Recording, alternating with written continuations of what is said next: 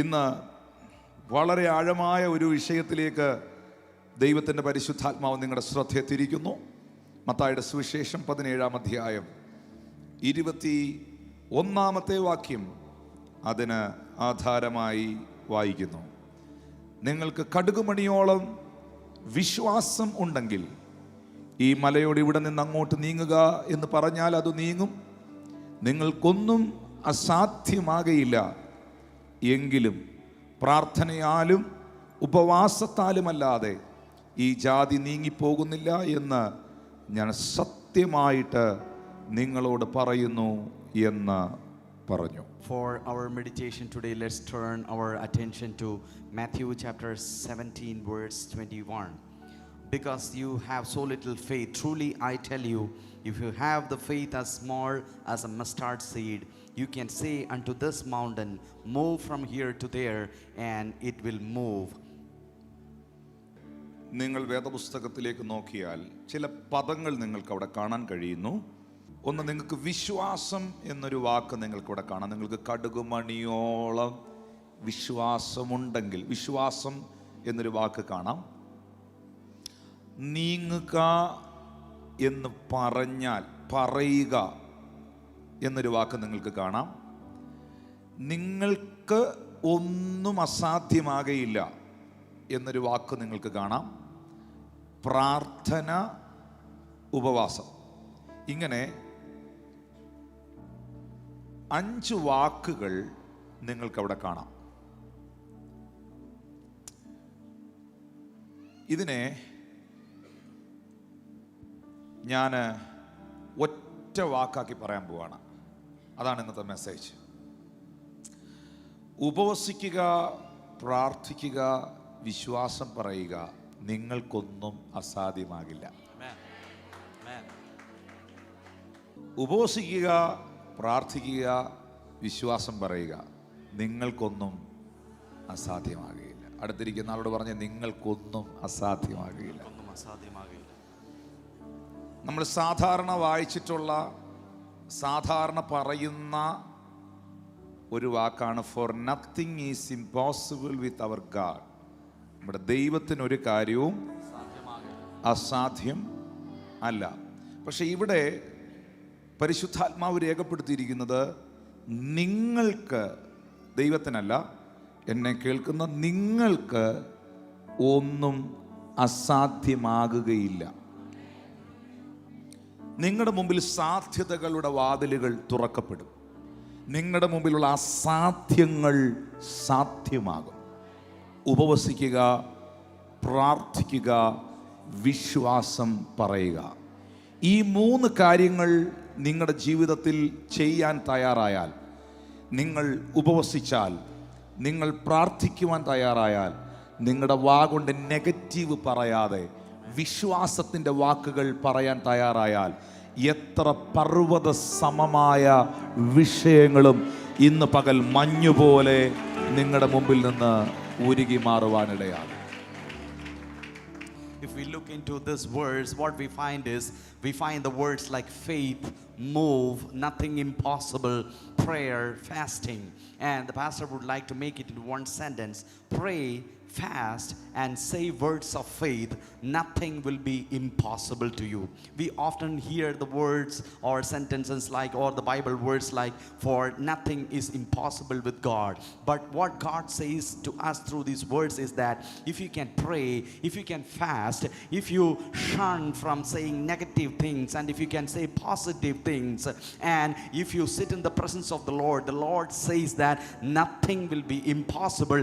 And even a greatest mountain which is standing in front of you, if that challenge that you are facing like a mountain, that will move away if you pray, fast, and say words of faith. Amen. ഉപവസിക്കുക, പ്രാർത്ഥിക്കുക, വിശ്വാസം പറയുക, നിങ്ങൾക്കൊന്നും അസാധ്യമാകുകയില്ല എന്ന് പറഞ്ഞിരിക്കുന്നത് ശിഷ്യന്മാരോ ദൂതന്മാരോ മനുഷ്യരോ അല്ല, സാക്ഷാൽ ദൈവപുത്രനാകുന്ന യേശുവാണ്. ഈ യേശു കർത്താവ് ശിഷ്യന്മാരെ ശരിക്കും പഠിപ്പിച്ചത്, യേശു കർത്താവിൻ്റെ ഒപ്പമുണ്ടായിരുന്നവരെ യേശു ശരിക്കും ട്രെയിൻ ചെയ്തത് പ്രാർത്ഥിക്കുവാനാണ്. ശരിക്കും ശിഷ്യന്മാരെ എങ്ങും പ്രസംഗിക്കാൻ പഠിപ്പിച്ചത് ഞാൻ കാണുന്നില്ല. ശിഷ്യന്മാരെ എങ്ങും യേശു കർത്താവ് പ്രൊഫസി ചെയ്യാൻ പഠിപ്പിച്ചത് ഞാൻ കാണുന്നില്ല. ശിഷ്യന്മാരെ എങ്ങും മരിച്ചവരെ എങ്ങനെയാണ് ഉയർപ്പിക്കുന്നത് എന്ന് യേശു പഠിപ്പിച്ചത് നമ്മൾ കാണുന്നില്ല. പക്ഷെ പിൽക്കാലത്ത് ശിഷ്യന്മാർ മരിച്ചവരെ ഉയർപ്പിച്ചു, രോഗികളെ സൗഖ്യമാക്കി, അവരിലൂടെയൊക്കെ ഒത്തിരി അത്ഭുതങ്ങൾ നടന്നു. പക്ഷെ യേശു കർത്താവ് ശിഷ്യന്മാരെ പഠിപ്പിച്ചത് ഹൗ ടു പ്രേ, എങ്ങനെ പ്രാർത്ഥിക്കണം എന്നുള്ളതാണ്. അതിൽ നിന്ന് ഞാനൊരു സത്യം പറയാം. പ്രാർത്ഥിക്കാൻ പഠിച്ചാൽ, പ്രാർത്ഥന മനുഷ്യരായി മാറിയാൽ നിന്റെ മുമ്പിൽ ഭൂതം വിട്ടു പോകും, രോഗികൾ സൗഖ്യമാകും, മരിച്ചവർ ഉയർക്കും, അത്ഭുതങ്ങൾ നടക്കും. നിങ്ങൾക്ക് ഒരു കാര്യവും അസാധ്യം ആകുകയില്ല. ഇതിന് യേശു കർത്താവ് തന്നെ ഈ ഭൂമിയിലേക്ക് വന്ന് അങ്ങനൊരു ലൈഫ് നമുക്ക് കാണിച്ചു തന്നു എന്നുള്ളതാണ്. നിങ്ങൾക്കറിയാമോ, ഉലകത്തിൽ ഒരു മനുഷ്യൻ്റെയും പ്രാർത്ഥന ആവശ്യമില്ലാത്ത ദൈവപുത്രൻ പ്രാർത്ഥിച്ചതാണ് പ്രാർത്ഥനയുടെ മാതൃക. മനസ്സിലായില്ല? നമുക്കെല്ലാവർക്കും കൂടെ ചേർന്ന് യേശുവിന് വേണ്ടി ഒന്ന് പ്രാർത്ഥിക്കാം. ആരെയും യേശുവിന് വേണ്ടി പ്രാർത്ഥിക്കണം? ഞാൻ മിണ്ടാതിരുന്നോണ്ടാണ് ഞാൻ ചോദിച്ചേ. ഹല്ലേലൂയ. നമുക്കെല്ലാവർക്കും കൂടെ ചേർന്ന് ഇന്ന് പകലത്തെ സഭായത്തിൽ നമുക്ക് കൈകോർത്ത് പിടിക്കാം. നമുക്ക് ദൈവത്തിന് വേണ്ടി ഒന്ന് പ്രാർത്ഥിക്കാം. ദൈവത്തിന് വേണ്ടി ആരെങ്കിലും പ്രാർത്ഥിക്കണോ?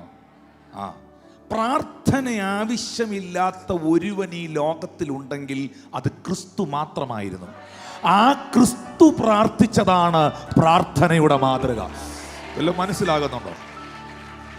ശരിക്കും വിശുദ്ധ തിരുവെഴുത്തുകളിലൂടെ നാം കടന്നു പോകുമ്പോൾ എബ്രായർക്ക് എഴുതിയ ലേഖനം 3-ാം അധ്യായത്തിൻ്റെ 1-ാം വാക്യത്തിൽ ബൈബിൾ പറയുന്നു, അതുകൊണ്ട് പ്രിയ സഹോദരന്മാരെ, സ്വർഗീയ വിളിക്ക് ഓഹരിക്കാരായുള്ളവരെ, നാം സ്വീകരിച്ചു പറയുന്ന അപ്പോസ്തലനും ശ്രേഷ്ഠ മഹാപുരോഹിതനുമാകുന്ന യേശുവിനെ ശ്രദ്ധിച്ചു നോക്കുക. ഇന്ന് നമ്മൾ യേശുവിനെ ശ്രദ്ധിച്ചു നോക്കിയാൽ യേശുവിൽ നിങ്ങൾക്ക് കാണാൻ കഴിയുന്നത് അസാധാരണമായ പ്രാർത്ഥനയുടെ ഒരു മാതൃകയാണ്. എബ്രായർ 12 ബൈബിൾ പറയുന്നു, വിശ്വാസത്തിന്റെ നായകനും പൂർത്തീകരിക്കുന്നവനുമാകുന്ന യേശുവിനെ നോക്കി നിങ്ങളുടെ ഓട്ടം നിങ്ങൾ സ്ഥിരതയോടെ ഓടുക.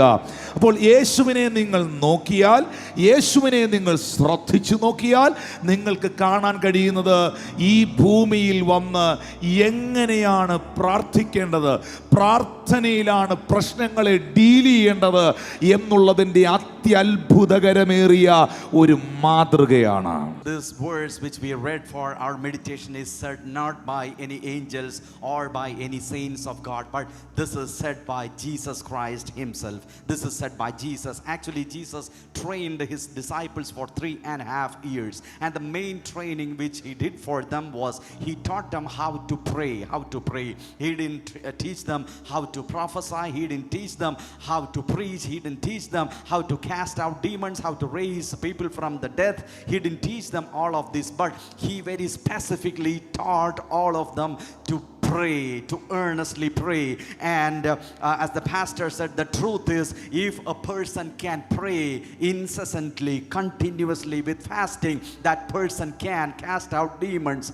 Mountains will move away from that person, and demons will flee. That can happen in that person's life. And as the pastor said, Jesus is the model for prayer. Actually, he didn't need any prayer. Nobody should pray for Jesus because he is God himself. He is the prayer answering God. He doesn't need any prayer. But Jesus is the greatest model for prayer. In Hebrews 3:1 we find, holy brethren, partakers of heavenly calling, consider the apostle and high priest of our confession, Jesus Christ. And in 12:1 we find, looking unto Jesus, who is the author and the perfecter of faith. Today the Lord is telling to all of us, for our prayer the model is Jesus Christ, and look unto Jesus and learn how to pray. ലൂക്കോസ് 11:1 എഴുതിയിട്ടുണ്ട്, യേശു ക്രിസ്തു, അവനെന്ന് പറയുന്നത് കർത്താവായ യേശു ക്രിസ്തു ഒരു സ്ഥലത്ത് പ്രാർത്ഥിച്ചു കൊണ്ടിരുന്നു. വായ കൊണ്ട് പറയാമോ? യേശു പ്രാർത്ഥിച്ചു കൊണ്ടിരുന്നു. ആ പദം ഭയങ്കരമാണ്. യേശു പ്രാർത്ഥിച്ചു എന്നല്ല, യേശു പ്രാർത്ഥിച്ചു കൊണ്ടിരുന്നു. അത് ഒരു ചെറിയ പ്രാർത്ഥനയല്ല, അത് നീണ്ട പ്രാർത്ഥനയാണ്. തീർന്ന ശേഷം ശിഷ്യന്മാരിൽ ഒരുത്തൻ അവനോട്, കർത്താവേ, യോഹന്നാൻ തൻ്റെ ശിഷ്യന്മാരെ പഠിപ്പിച്ചതുപോലെ ഞങ്ങളെയും പ്രാർത്ഥിക്കാൻ പഠിപ്പിക്കണമേ എന്ന് പറഞ്ഞു. നിങ്ങളത് മനസ്സിലാക്കണം. യേശു കർത്താവിൻ്റെ കൂടെ നിഴല് പോലെ നടക്കുന്ന ഈ ശിഷ്യന്മാർ, അവർ അത്ഭുതങ്ങൾ ദിനംപ്രതി കാണുകയാണ്. രാവിലെയും ഉച്ചയ്ക്കും വൈകുന്നേരങ്ങളിലെല്ലാം കർത്താവ് കടന്നു പോകുന്ന ഇടങ്ങളിലെല്ലാം അവർ ദൈവപ്രവൃത്തികൾ ധാരാളമായി കാണുകയാണ്. സത്യമായി ഞാനൊരു കാര്യം നിങ്ങളോട് ചോദിക്കാം. എൻ്റെ അടുത്ത് പലരും ചോദിച്ചിട്ടുണ്ട്, പാസ്റ്ററെ എങ്ങനെയാണ് ഈ പ്രൊഫസി ചെയ്യുന്നത്? ആൾക്കാരുടെ പേരും ഡീറ്റെയിൽസും ഒക്കെ പാസ്റ്റർ എങ്ങനെയാണ് കാണുന്നത്? അതെങ്ങനെയാണ് പാസ്റ്റർ പറയുന്നത്? എൻ്റെ അടുത്ത് നിൽക്കുന്നവർ ചോദിച്ചിട്ടുണ്ട്, പാസ്റ്റർ ഈ ദുരാത്മാക്കളോട് വിട്ടുപോകാൻ പറയുമ്പോൾ അത് വിട്ടുപോയി എന്ന് എങ്ങനെയാണ് അറിയുന്നത്? പാസ്റ്റർ ഈ ഹീലിങ്ങിന് വേണ്ടി പ്രാർത്ഥിക്കുന്ന സമയത്ത് എങ്ങനെ അറിയാം പാസ്റ്റർ അവർക്ക് ആ രോഗമുണ്ടെന്ന്? പാസ്റ്റർ എങ്ങനെ അത് മനസ്സിലാക്കുന്നത്? അത് സൗഖ്യമായെന്ന് പാസ്റ്റർ പറയുന്നു, അടുത്ത ദിവസം ചെക്ക് ചെയ്ത് അത് ഹീലിംഗ് ആയിട്ട് വരും, എങ്ങനെ നിങ്ങളത് തിരിച്ചറിയുന്നു എന്നൊക്കെ എൻ്റെ അടുക്കൽ വന്ന് ചോദിക്കുന്ന എന്നോടുകൂടെ ഒട്ടിയുരുമി നിൽക്കുന്ന ഒരുപാട് പേരുണ്ട്. പക്ഷെ ശിഷ്യന്മാർ ചോദിച്ചത് ഞങ്ങൾക്ക് എങ്ങനെയാ ഭൂതത്തെ പുറത്താക്കേണ്ടത് എന്നെ പഠിപ്പിക്കണമെന്നല്ല, രോഗികളെ സൗഖ്യമാക്കുന്നത് എങ്ങനെയാണ് എന്ന് പഠിപ്പിക്കണമെന്നല്ല, ഭൂതങ്ങളെ പുറത്താക്കുന്നത് എങ്ങനെയാണ് എന്ന് പഠിപ്പിക്കണമെന്നല്ല. യേശു കർത്താവ് ചെയ്ത അത്യത്ഭുതകരമായ ശുശ്രൂഷയുടെ സീക്രട്ടുകളെ കുറിച്ചൊന്നുമല്ല ശിഷ്യന്മാർ ചോദിച്ചത്, ഞങ്ങളെ പ്രാർത്ഥിക്കാൻ പഠിപ്പിക്കണമേ. അത് അവർ മനസ്സിലാക്കി. യേശുവിൻ്റെ ലൈഫിലൂടെ രാത്രി മുഴുവൻ മലയിൽ കയറി പിതാവിനോട് സമയം ചിലവഴിച്ച് പ്രാർത്ഥനാ നിരതനായി പ്രാർത്ഥനയുടെ ഗിരിയിൽ നിന്ന് ഇറങ്ങി വരുന്ന ക്രിസ്തുവിൻ്റെ മുൻപിലാണ് അന്ധൻ്റെ കണ്ണ് തുറന്നത്, ചെകിടൻ്റെ ചെവി കേട്ടത്, ഊമർ സംസാരിച്ചത്. ജീവിത വിജയത്തിൻ്റെ രഹസ്യമെന്തെന്ന് തിരിച്ചറിഞ്ഞവർ, ആ രഹസ്യം പ്രാർത്ഥനയാണെന്ന് മനസ്സിലാക്കിയവർ ആ കർത്താവിനോട് ചോദിക്കുന്നു, ഞങ്ങളെയും പ്രാർത്ഥിക്കാൻ പഠിപ്പിക്കണമേ. സാധാരണ യേശു കർത്താവിനോടൊരു കാര്യം ചോദിച്ചാൽ സഡൻലി കർത്താവ് അതിന് ആൻസർ ചെയ്യൂല. പല കാര്യങ്ങളും കർത്താവിനോട് ചോദിച്ചാൽ പലതിനും കർത്താവ് പല ഉത്തരമാണ് കൊടുക്കുന്നത്. നമ്മൾ പ്രതീക്ഷിച്ച ഉത്തരമായിരിക്കത്തില്ല യേശു തരുന്നത്. വ്യഭിചാരക്കുറ്റത്തിൽ പിടിച്ചുകൊണ്ട് നടുവിൽ നിർത്തിയവളെ കല്ലെറിഞ്ഞ് കൊല്ലണമോ വേണ്ടയോ എന്ന് ചോദിച്ച ചോദ്യത്തിന് യെസ്സും നോയുമല്ല കർത്താവ് പറഞ്ഞത്, നിങ്ങളിൽ പാപം ചെയ്യാത്തവൻ ഇവളെ എറിയട്ടെ എന്നാണ്. നമ്മൾ പ്രതീക്ഷിക്കുന്ന ആൻസർ ആയിരിക്കത്തില്ല കർത്താവിൽ നിന്ന് വരുന്നത്. ചിലതിനൊന്നും അവൻ മറുപടി പറഞ്ഞിട്ടില്ല, മറുപടി പറയാതെ ഒഴിഞ്ഞു പോയിട്ടുണ്ട്. പക്ഷെ ഞങ്ങളെ പ്രാർത്ഥിക്കാൻ പഠിപ്പിക്കണമേ എന്ന് ശിഷ്യന്മാർ ആവശ്യപ്പെട്ടിട്ട് 2 ദിവസം നീട്ടിവെക്കുകയല്ല, അടുത്ത ദിവസം പറഞ്ഞു തരാമെന്ന് പറയുകയല്ല. ആ മൊമെന്റിൽ തന്നെ, ആ സെക്കൻഡിൽ തന്നെ, അവിടെ വെച്ച് തന്നെ ദ മോഡൽ ഓഫ് പ്രെയർ, പ്രാർത്ഥനയുടെ ഒരു മോഡൽ അവർക്ക് യേശു ചൊല്ലിക്കൊടുത്തു, യേശു അവർക്ക് പറഞ്ഞു കൊടുത്തു. എന്താ അതിൻ്റെ കാരണമെന്നറിയാമോ? പ്രാർത്ഥന എന്ന് പറയുന്ന വിഷയം, പ്രാർത്ഥന എന്ന് പറയുന്ന ഏറ്റവും പ്രധാനപ്പെട്ട വെളിപ്പാട് നാളത്തേക്ക് നീക്കി വെക്കേണ്ടതല്ല, അടുത്ത മണിക്കൂറിലേക്ക് വിട്ടുകളയേണ്ടതല്ല, അത് ഇപ്പോൾ തന്നെ ആരംഭിക്കേണ്ടതാണ്. അത് ഇപ്പോൾ തന്നെ ആരംഭിക്കേണ്ടതാണ്, അതിപ്പോൾ തന്നെ തുടങ്ങേണ്ടതാണ്. ഓ താങ്ക് യു ജീസസ്. നമ്മുടെ ജീവിതത്തിൽ നമ്മൾ മാറ്റിവെക്കുന്ന ഒന്നുണ്ടെങ്കിൽ, നമ്മൾ നീക്കി വെക്കുന്ന ഒന്നുണ്ടെങ്കിൽ, നമ്മൾ പിന്നാകട്ടെ എന്ന് കരുതുന്ന ഒന്നുണ്ടെങ്കിൽ, നാളെ ആകട്ടെ എന്ന് ചിന്തിക്കുന്ന ഒന്നുണ്ടെങ്കിൽ അതൊരു പക്ഷേ പ്രാർത്ഥനയായിരിക്കും. പക്ഷേ കർത്താവ് നമ്മളെ പഠിപ്പിച്ചത്, കർത്താവ് നമ്മളെ അറിയിച്ചത്, ഈ ഒരു ഭാഗത്തിലൂടെ വ്യക്തമാക്കിയത്, പ്രാർത്ഥന നീട്ടിവെക്കാനുള്ളതല്ല, നീക്കി വെക്കാനുള്ളതല്ല, നാളെ പറഞ്ഞു കൊടുക്കാനുള്ളതല്ല, ഇപ്പോൾ തന്നെ അത് തുടങ്ങി വെക്കാനുള്ള ഒന്നാണ്. Hallelujah. Jesus Christ is praying and the disciples are waiting for him to finish the prayer. The prayer of Jesus was so serious. Jesus took prayer as a most important thing, and as the pastor said, we need to give importance, heed to the things which the Lord gives more importance. And Jesus Christ is praying, and on a daily basis the disciples are seeing miracles, and as the pastor said, people who walk with him always ask him, how do you get these details of people, and how do you prophesy to the people? How does these healings happen? How does these miracles manifest? And here these disciples are not asking all those things which Jesus does on a daily basis, but disciples asked Jesus one thing: we need to learn how to pray. And what the reason is that they are not asking anything else. Why specifically they are asking for this to be taught? The reason, as the pastor said, they understood the secrets to miracles, the secrets to the manifestation of the Spirit, the secrets to demons fleeing. All these lies in one and only fact, that is the secret prayer life of Jesus Christ. And today, if somebody asks Jesus, Lord, we need to know how to pray, teach us how to pray, that will become the secret of the success of your life. And somebody asks Jesus for that. And usually Jesus to the answers to the questions, Jesus sometimes he gives no answer. Sometimes the answers will be unexpected. Sometimes the answer will be negative. But here Jesus is giving instantaneous answer on the spot. Jesus is granting their request. Why? Because Jesus knows that prayer cannot be delayed. And today the Lord says that we cannot delay the prayer. We cannot postpone the prayer. The Lord says today, at this moment, right now, ask the Lord, I need to learn how to pray. And the Lord will empower you with that unction to pray. Amen. കർത്താവിൻ്റെ ദാസൻ translate ചെയ്തപ്പോൾ അതിനകത്ത് ഒരു word എനിക്ക് ഭയങ്കരമായിട്ട് സന്തോഷം തോന്നി. On the spot answer. On the spot, അവിടെ വെച്ച് തന്നെ ആ ചോദ്യം ചോദിച്ചപ്പോൾ തന്നെ അതിനുള്ള ഉത്തരം യേശു കർത്താവ് കൊടുക്കുകയാണ്. എങ്ങനെയാണ് നീ പ്രാർത്ഥിക്കേണ്ടത്? അങ്ങനെ തന്നെ പ്രാർത്ഥിക്കണമെന്നല്ല. ദ മോഡൽ ഓഫ് പ്രെയർ, പ്രാർത്ഥനയുടെ ഒരു മാതൃക ഇതായിരിക്കണം എന്ന് യേശു കർത്താവ് പഠിപ്പിക്കുകയാണ്. ഞാൻ കഴിഞ്ഞ ഞായറാഴ്ച കൊട്ടാരക്കര ചർച്ച് സർവീസിൽ സഭായോഗത്തിൽ ജനത്തോട്, വിശ്വാസികളോട് പരിശുദ്ധാത്മാവിനെ 3-4 തവണ ഓർമ്മിപ്പിച്ചുകൊണ്ട് ഒരു ചോദ്യം ചോദിച്ചു. How is your prayer life now? ഇതേ ചോദ്യം ഞാൻ എറണാകുളം ചർച്ചിനോട് ചോദിക്കുന്നു, ഇവിടെ ഇരിക്കുന്ന പ്രിയപ്പെട്ടവരോട് ചോദിക്കുന്നു, നിങ്ങളുടെ കണ്ണെ നോക്കി കർത്താവ് ചോദിക്കുന്നു, നിങ്ങളുടെ വ്യക്തിപരമായ പ്രാർത്ഥനാ ജീവിതം എങ്ങനെയുണ്ട്? നമ്മൾ എന്തെങ്കിലും നീക്കി വെക്കുന്നെങ്കിൽ, നമ്മൾ എന്തെങ്കിലും മാറ്റി വെക്കുന്നെങ്കിൽ, തള്ളി വെക്കുന്നെങ്കിൽ, അതൊരു പക്ഷേ പ്രാർത്ഥനയുടെ സമയങ്ങളായിരിക്കും. പക്ഷെ പ്രിയപ്പെട്ടവരെ, അത് വലിയ അപകടകരമായ കാര്യമാണ്. ജീവിത വിജയത്തിൻ്റെ രഹസ്യം ദൈവത്തോടുള്ള ബന്ധമാണ്. മലയിലിരുന്ന് പ്രാർത്ഥിക്കുന്ന പുത്രനെ പലരും കാണുന്നില്ല. പരസ്യമായി ഇറങ്ങി വന്ന് നിന്ന് അത്ഭുതങ്ങളെ ചെയ്യുന്ന പുത്രനെ മാത്രമേ പലരും കാണുന്നുള്ളൂ. ഞാൻ എപ്പോഴും പറയുന്നൊരു കാര്യമുണ്ട്. പ്രാർത്ഥനാ മുറിയിൽ എൻ്റെ പ്രെയർ കാർപ്പറ്റിൽ നെടുമ്പാട് കിടന്ന് പ്രാർത്ഥിക്കുന്ന, കരയുന്ന ഒരു ടിനു ജോർജിനെ ആരും കാണുന്നില്ല. രാത്രിയുടെ യാമങ്ങളിലും ചില പ്രഭാതങ്ങളിലുമൊക്കെ ദൈവസന്നിധിയിൽ നെടുമ്പാട് വീണ് കിടന്ന് കരയുന്ന മനുഷ്യനെ ആരും കാണുന്നില്ല. അല്ലെങ്കിൽ പ്രാർത്ഥിക്കുന്ന ആ ദൈവപുരുഷനെ ആരും കാണുന്നില്ല. അത് ലൈവിലില്ല, അത് വീഡിയോസിലില്ല, അത് റീൽസിലില്ല.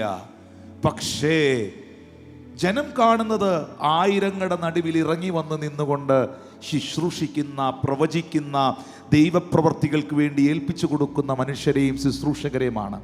ദൈവം ഉപയോഗിച്ച എല്ലാ ശുശ്രൂഷകർക്കും, ദൈവം ഉപയോഗിച്ച എല്ലാ മനുഷ്യർക്കും, ദൈവം അനുഗ്രഹിച്ച എല്ലാ കുടുംബങ്ങൾക്കും ഒരു പ്രാർത്ഥനയുടെ രഹസ്യമുണ്ട്. ഉറങ്ങല്ലേ മക്കളെ, ഉറങ്ങല്ലേ. ഇന്ന് ഉറക്കും. കാരണം ഈ പ്രാർത്ഥനയെന്ന് എഴുതി കാണിച്ചാൽ ഉറക്കും പിശാച്. അത് ശിഷ്യന്മാർ ഉറങ്ങിപ്പോയെന്നുള്ളത് സത്യമല്ലേ? ഒന്ന് ഓർത്തു നോക്കി. ഉറക്കം വരുന്നുണ്ടെങ്കിൽ, ഇന്ന് വരെ ടിനുപ്പാസ പ്രസംഗം കേട്ടപ്പോൾ എനിക്ക് ഉറക്കം വന്നിട്ടേ ഇല്ല, പക്ഷെ എന്തുവെന്നറിയത്തില്ല, എനിക്ക് ഇതുപോലെ അങ്ങ് ഉറക്കം വരിക എന്നുണ്ടെങ്കിൽ ഇത് സബ്ജക്റ്റ് പ്രാർത്ഥന ആയതുകൊണ്ടാണ്. ആരും മിണ്ടുന്നില്ല. കാരണം അത് എൻ്റെ പ്രശ്നമല്ല, എൻ്റെ പ്രശ്നമല്ല അത്. മറുരൂപമലയിൽ ശിഷ്യന്മാരെയും കൊണ്ട് കർത്താവ് കയറിപ്പോയപ്പോൾ, പ്രാർത്ഥിക്കാൻ കയറിപ്പോയപ്പോൾ, പത്രോസിനെയും യാക്കോബിനെയും യോഹന്നാനെയും കൊണ്ട് പ്രാർത്ഥിക്കാൻ കയറിപ്പോയപ്പോൾ 3 ഉറങ്ങി. ഗദശമനായിലും പ്രാർത്ഥിക്കാൻ കൊണ്ടുപോയപ്പോൾ എല്ലാം 11 ഉറങ്ങി. 11 ഉറങ്ങി. ലാസറിന്റെ കല്ലറവാതിക്കൽ ഭയങ്കര ആക്റ്റീവായിരുന്നു. അപ്പം വാഴ്ത്തി വർദ്ധിപ്പിച്ചപ്പോൾ അതിനേക്കാൾ ആക്റ്റീവായിരുന്നു. കടലിൻ്റെ മേളിൽ നടന്നപ്പോൾ ഗ്ലോറിയസ് ആയിരുന്നു. പക്ഷേ പ്രാർത്ഥന എന്ന ടോപ്പിക്ക് വീണാൽ അവരും ഉറങ്ങും, നിങ്ങളും ഉറങ്ങും. കാരണം ഇതുമായിട്ട് നിങ്ങൾക്കൊരു ബന്ധമില്ലാത്തതുകൊണ്ടാണ്. എന്നാൽ പ്രാർത്ഥന എന്നുള്ള സബ്ജക്റ്റ് വീഴുമ്പോൾ, ആ സബ്ജക്റ്റിനെ കുറിച്ച് പ്രസംഗിക്കുമ്പോൾ ചിലർ ഭയങ്കര എൻകറേജ്ഡ് ആകുന്നുണ്ട്. കാരണം അവരുടെ ലൈഫാണത്. Very serious, very serious. നോക്കിയേ, ഞാനൊരു വാക്യം നിങ്ങളെ കാണിക്കുകയാണ്. മർക്കോസ് സുവിശേഷം 1-ാം അധ്യായം. നിങ്ങൾ ഈ വാക്യങ്ങൾ ശ്രദ്ധിക്കണം. മർക്കോസ് സുവിശേഷം 1-ാം അധ്യായം 35-ാമത്തെ വാക്യം. അതികാലത്തെ ഇരുട്ടോടെ അവൻ എഴുന്നേറ്റ് പുറപ്പെട്ടു, ഒരു നിർജ്ജന സ്ഥലത്ത് ചെന്ന് പ്രാർത്ഥിച്ചു. അടുത്ത വാക്യത്തിൽ രേഖപ്പെടുത്തിയിരിക്കുന്നത് ഇങ്ങനെയാണ്: ശീമോനും കൂടെയുള്ളവരും അവൻ്റെ പിന്നാലെ ചെന്നു. അവനെ കണ്ടപ്പോൾ എല്ലാവരും നിന്നെ അന്വേഷിക്കുന്നു എന്ന് പറഞ്ഞു. പ്രാർത്ഥനയ്ക്കായിട്ടുള്ള ഒരു ഒരുക്കം, പ്രാർത്ഥനയ്ക്കായിട്ടുള്ള ഒരു പുറപ്പാട് നിങ്ങൾക്കുണ്ടാകണം. യേശു അതികാലത്തെ ഇരുട്ടോടെ എഴുന്നേറ്റ് പ്രാർത്ഥനയ്ക്കുള്ള ഒരു സ്റ്റെപ്പ് വയ്ക്കുകയാണ്. കർത്താവ് ഉണർന്ന് നേരെ എഴുന്നേറ്റ് പരസ്യ ശുശ്രൂഷകൾക്ക് പോകുകയല്ല, മറ്റൊന്നിനും പോകുകയല്ല, പ്രാർത്ഥനയ്ക്കായി അവൻ പുറപ്പെടുകയാണ്. ബൈബിൾ നമ്മളെ വ്യക്തമായി പഠിപ്പിക്കുന്നു. ശീമോനും കൂടെയുള്ളവരും അവൻ്റെ പിന്നാലെ ചെന്നു. അവനെ കണ്ടപ്പോൾ, അപ്പൊ കൂടെ യേശുവിൻ്റെ കൂടെ പ്രാർത്ഥനയിൽ അവരില്ലായിരുന്നു. അവനെ കണ്ടപ്പോൾ, അപ്പൊ അവർക്ക് കാണാൻ കഴിയാത്ത എവിടെയോ ഇരുന്ന് യേശു മാറിയിരുന്ന് പ്രാർത്ഥിക്കുകയായിരുന്നു.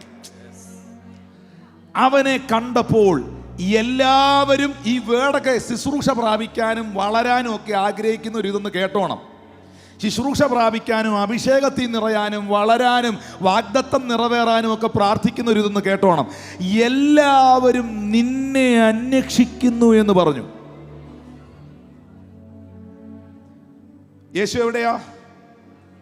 പ്രാർത്ഥനയിൽ. ശിഷ്യന്മാർ വന്ന് കർത്താവിനെ കണ്ടുമുട്ടിയിട്ട് പറഞ്ഞു, കർത്താവേ, ഭയങ്കര ഒരു ക്രൗഡ്, ഒരു കൂട്ടം നിന്നെ അന്വേഷിച്ചുകൊണ്ടിരിക്കുക. എപ്പോഴാ? അതിരാവിലെ തന്നെ. ദൈവത്തെ അന്വേഷിക്കുന്നവനെ ജനം അന്വേഷിക്കും.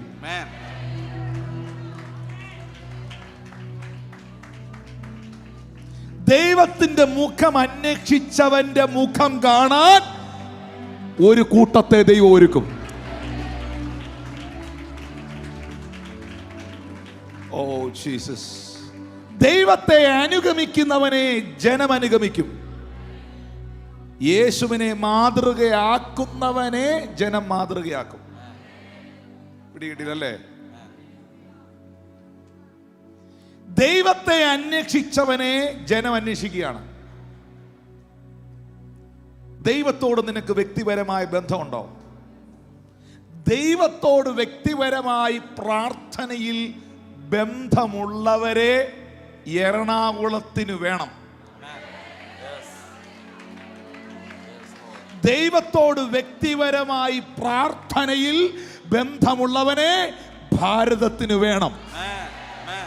ദൈവത്തോട് പ്രാർത്ഥനയിൽ വ്യക്തിപരമായി ബന്ധമുള്ളവനെ ലോകത്തിന് വേണം. കാരണം അവനെ കൊണ്ട് മാത്രമേ ചിലത് ദൈവത്തിന് ചെയ്യാൻ കഴിയുകയുള്ളൂ. വിശ്വസിക്കുന്നവർ കൈകൾ അടിച്ച് ദൈവത്തിന് നന്ദി പറ. അവനെ കൊണ്ട് മാത്രമേ, അവനെ കൊണ്ട് മാത്രമേ, അവളെ കൊണ്ട് മാത്രമേ ദൈവത്തിന് ചിലത് ചെയ്യാൻ കഴിയത്തുള്ളൂ. Thank you Lord Jesus. Thank you Holy Spirit.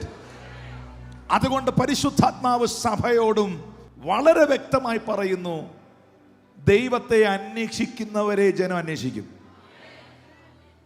സീനായി പർവ്വതത്തിന്റെ മുകളിൽ നിന്ന് പ്രാർത്ഥനാ നിരതനായി മോശ ആ പ്രാർത്ഥനകൾ ഉപവാസവും കഴിഞ്ഞ് താഴേക്ക് ഇറങ്ങി വരുമ്പോൾ മോശയുടെ മുഖത്തിന്റെ ത്വക്ക് തേജസ് കൊണ്ട് നിറയപ്പെട്ടു. പ്രാർത്ഥിക്കുന്നവന്റെ മുഖഭാവം മാറി, പ്രാർത്ഥിച്ചിറങ്ങിയവന്റെ രൂപം മാറി. ഇന്ന് പകൽ ഈ ആലയത്തിനകത്ത് ഇതിനകത്ത് ട്രിക്കുകളില്ല, ടെക്നിക്കുകളില്ല, ഓട്ടോമാറ്റിക് ആയിട്ടുണ്ടാകുന്ന ഒന്നുമില്ല. പ്രാർത്ഥനയിൽ ചില ദൈവ പ്രവർത്തികൾ ഇതിനകത്ത് പരിശുദ്ധാത്മാവിനെ അയക്കാൻ പദ്ധതികളുണ്ട്.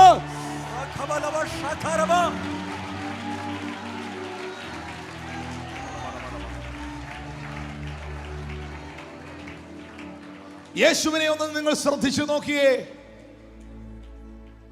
വിശുദ്ധ തിരുവെഴുത്തുകളിൽ ലൂക്കോസ് 3:21 മുതലുള്ള വാക്യങ്ങളിൽ കാണുന്നുണ്ട്, ജനമെല്ലാം സ്നാനമേൽക്കുകയിൽ യേശു സ്നാനമേറ്റ് പ്രാർത്ഥിക്കുമ്പോൾ സ്വർഗം തുറന്നു. പ്രാർത്ഥിച്ചവന്റെ മുൻപിൽ സ്വർഗം തുറന്നു. ചുമ്മാ അങ്ങ് തുറന്നില്ല. സ്നാനത്തിൽ തുറക്കാത്ത സ്വർഗം, യോഹന്നാന്റെ പ്രസംഗത്തിൽ തുറക്കാത്ത സ്വർഗം, യോഹന്നാന്റെ വലിയ പ്രവചനത്തിൽ തുറക്കാത്ത സ്വർഗം, യേശുവിന്റെ പ്രാർത്ഥനയുടെ മുൻപിൽ ഒരു ഓപ്പൺ ഹെവൻ ഉണ്ടാകുകയാണ്. നിന്റെ വീട്ടിൽ നീ പ്രാർത്ഥിക്കുന്ന ഒരു വ്യക്തിയാണോ? നിന്റെ വീടിന്റെ മുകളിൽ സ്വർഗം തുറന്നിരിക്കുകയാണ്. ജീസസ്. നിന്റെ സഭയിൽ പ്രാർത്ഥനയുണ്ടോ? നിന്റെ സഭയിൽ പ്രാർത്ഥനയുണ്ടോ? നിന്റെ സഭയ്ക്ക് മുകളിൽ ഒരു സ്വർഗം തുറക്കപ്പെട്ടിരിക്കുകയാണ്.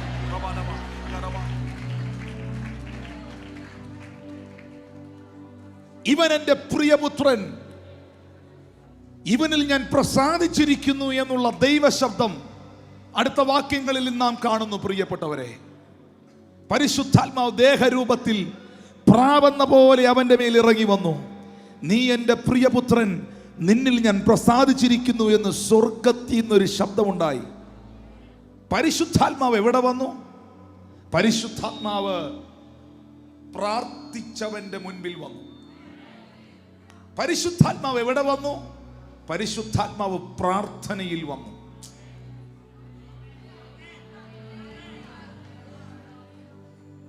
യേശു എന്ത് ചെയ്തു? പ്രാർത്ഥിച്ചു. നിങ്ങൾക്ക് ഇവിടെ ഒരു സംഭവം, ഒരു ഫോട്ടോ കാണാം എന്ന് പറഞ്ഞാൽ ഒരു ഫ്രെയിം കാണാം. ഫ്രെയിം ശ്രദ്ധിക്കുന്നുണ്ടോ? ഫ്രെയിം ശ്രദ്ധിക്കുന്നുണ്ടോ?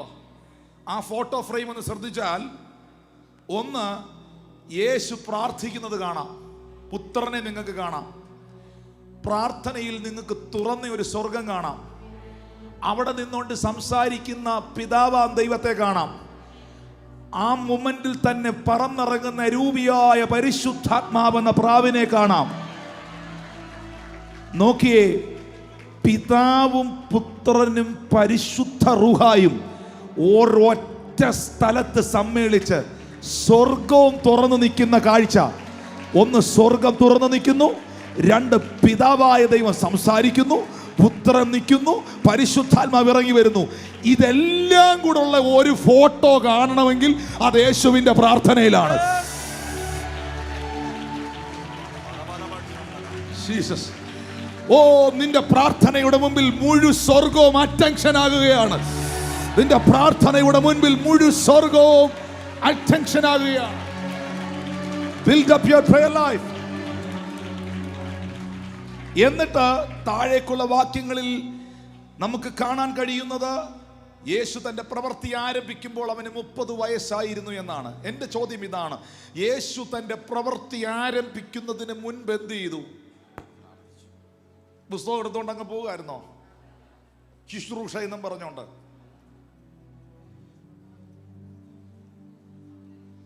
കർത്താവേ നീ എന്നെ നടത്തിക്കോണം ഇങ്ങനെ അങ്ങ് പോകുമായിരുന്നോ? അല്ല,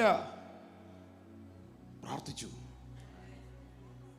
യേശു പ്രാർത്ഥനയിൽ ആരംഭിച്ചു.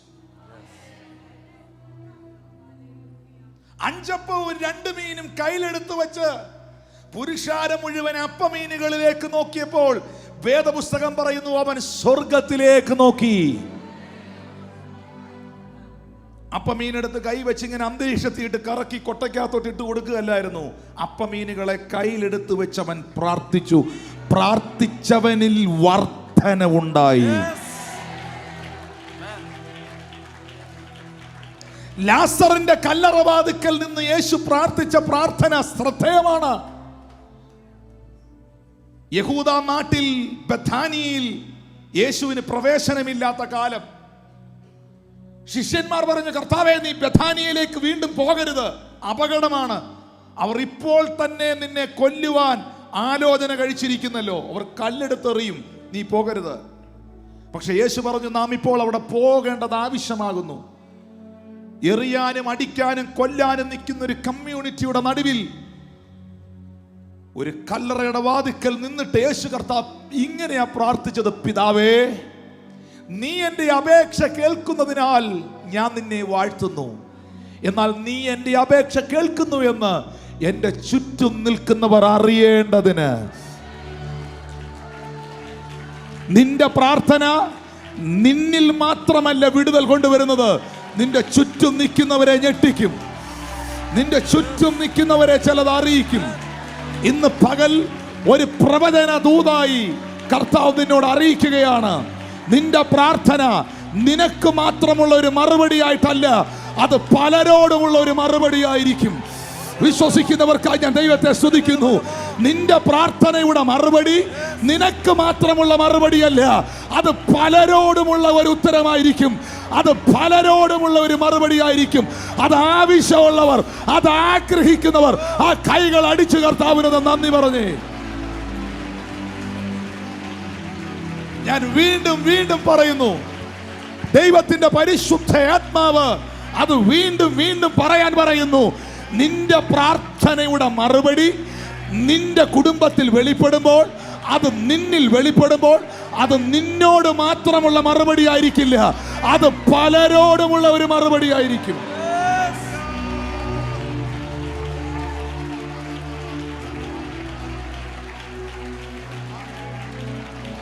ലാസർ ഉയർത്തു കഴിഞ്ഞപ്പോൾ ആർക്കും എറിയണ്ട, ലാസർ ഉയർത്തു കഴിഞ്ഞപ്പോൾ ആർക്കും അവനെ കൊല്ലണ്ട. ലാസർ ഉയർത്തു കഴിഞ്ഞപ്പോൾ കയ്യിൽ കല്ല് കരുതിയവനൊക്കെ പേടിച്ചു പോയി, പലതും ഭയന്നുപോയി. യേശു പ്രാർത്ഥനയിൽ ആരംഭിച്ചു, യേശു പ്രാർത്ഥനയിലൂടെ പ്രവർത്തിച്ചു, അല്ലാതെ മാജിക് ഒന്നും കാണിക്കുകയല്ലായിരുന്നു. ഒരു മാജിക്കും യേശു കാണിച്ചിട്ടില്ല. ഇതെല്ലാം നമുക്ക് മാതൃക കാണിച്ചു തരികയായിരുന്നു.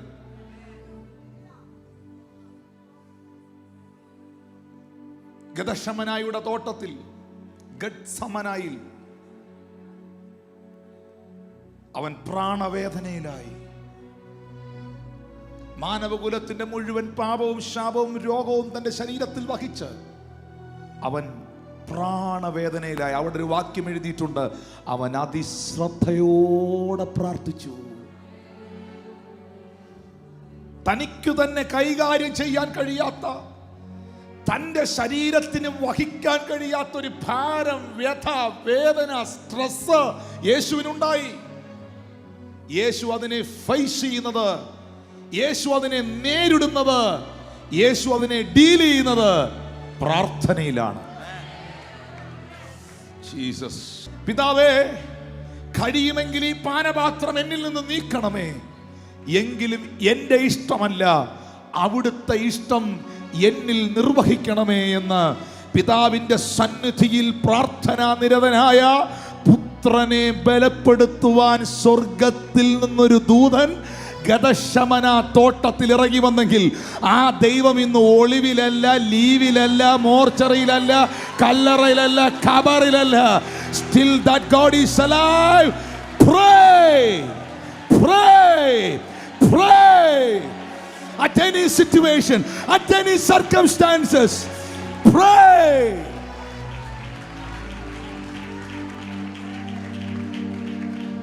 എവിടെയെല്ലാമാണ് പ്രാർത്ഥനയിൽ പുത്രൻ നമുക്ക് മാതൃകയായത്? പ്രാർത്ഥനയിലൂടെ അവൻ ആരംഭിച്ചു, പ്രാർത്ഥനയിൽ അവൻ പ്രവർത്തിച്ചു, പ്രാർത്ഥനയിൽ അവൻ പ്രതിസന്ധികളെ ഡീൽ ചെയ്തു. രണ്ട് കള്ളന്മാരുടെ നടുവിൽ ക്രൂശിതനായി കിടക്കുന്ന നമ്മുടെ കർത്താവ് ഏറ്റവും ഒടുവിൽ ക്രൂശിൽ കിടന്നുകൊണ്ട് പിതാവിനോട് പറയുന്നു: എൻ്റെ പിതാവേ, എൻ്റെ ആത്മാവിനെ ഞാൻ തൃക്കൈയിൽ പരമേൽപ്പിക്കുന്നു.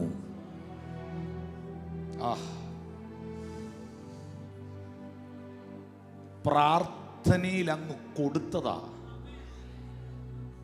അല്ലാതെ യഹൂദന്മാരങ്ങ് എടുത്തതല്ല.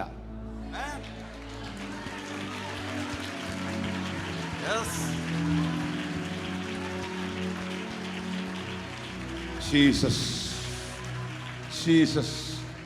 പ്രാർത്ഥനയിൽ ആരംഭിച്ചവൻ പ്രാർത്ഥനയിൽ അവസാനിപ്പിക്കുക. കുരിശിൽ കിടന്നുകൊണ്ട് പറഞ്ഞു, സകലവും നിവർത്തിയായി.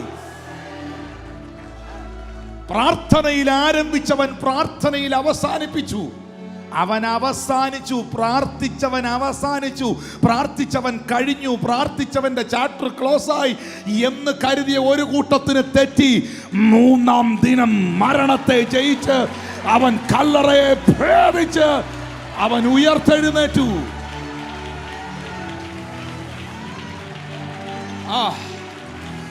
ഇന്ന് ഞാൻ ആരോടൊക്കെ ആത്മാവിൽ പ്രവചിക്കുക, പ്രാർത്ഥിക്കുന്ന നിന്നെ തീർത്തു കളയാൻ, പ്രാർത്ഥിക്കുന്ന നിന്നെ അവസാനിപ്പിക്കാൻ, പ്രാർത്ഥിക്കുന്ന നിന്റെ സഭയെ, ശുശ്രൂഷയെ, നിന്റെ ജീവിതത്തെ തകർത്ത് കളയാൻ പിശാചൊരുക്കുന്ന സകല പദ്ധതികളെ, സകല പൈശാചിക പദ്ധതികളെ ഇന്ന് രാമിൻ പകൽ സ്വർഗത്തിലെ ദൈവം തന്റെ ആത്മാവിന്റെ ശക്തിയാൽ വിടുതലാക്കുക.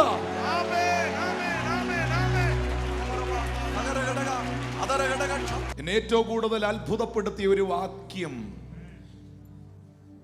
അപ്പോസ്തലനായ പൗലോസ് രേഖപ്പെടുത്തി. ശ്രദ്ധയോടെ കേൾക്കാൻ താല്പര്യമുള്ളവർ അതൊന്ന് കേൾക്കണം. അത് എബ്രായർ 5:7, 8, 9 വാക്യങ്ങളാണ്. ക്രിസ്തു തൻ്റെ ഐഹിക ജീവകാലത്ത് തന്നെ മരണത്തിൽ നിന്ന് രക്ഷിക്കാൻ കഴിയുന്നവനോട് ഉറച്ച നിലവിളിയോടും കണ്ണുനീരോടും കൂടെ അപേക്ഷയും അഭയാചനയും കഴിക്കുകയും ചെയ്തു.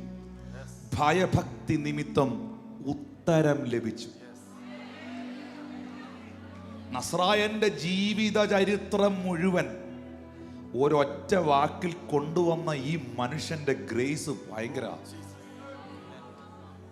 ക്രിസ്തു തന്റെ ഐഹിക ജീവകാലത്ത് തന്നെ മരണത്തിൽ നിന്ന് രക്ഷിക്കാൻ കഴിയുന്നവനോട് ഉറച്ച നിലവിളിയോടും കണ്ണുനീരോടും കൂടെ അപേക്ഷിച്ചു. പ്രാർത്ഥനയും അഭയാചനയും കഴിച്ചു. ഭയഭക്തി നിമിത്തം ഉത്തരം ലഭിച്ചു. ആ ഉത്തരമാ ഇന്ന് ഞായറാഴ്ച ഇവിടെ നടക്കുന്ന ആരാധന. പൗലോസ് പറയുന്നു, ക്രിസ്തു ഉയർത്തില്ല എങ്കിൽ ഞങ്ങളുടെ പ്രസംഗം വ്യർത്ഥമാത്രേ.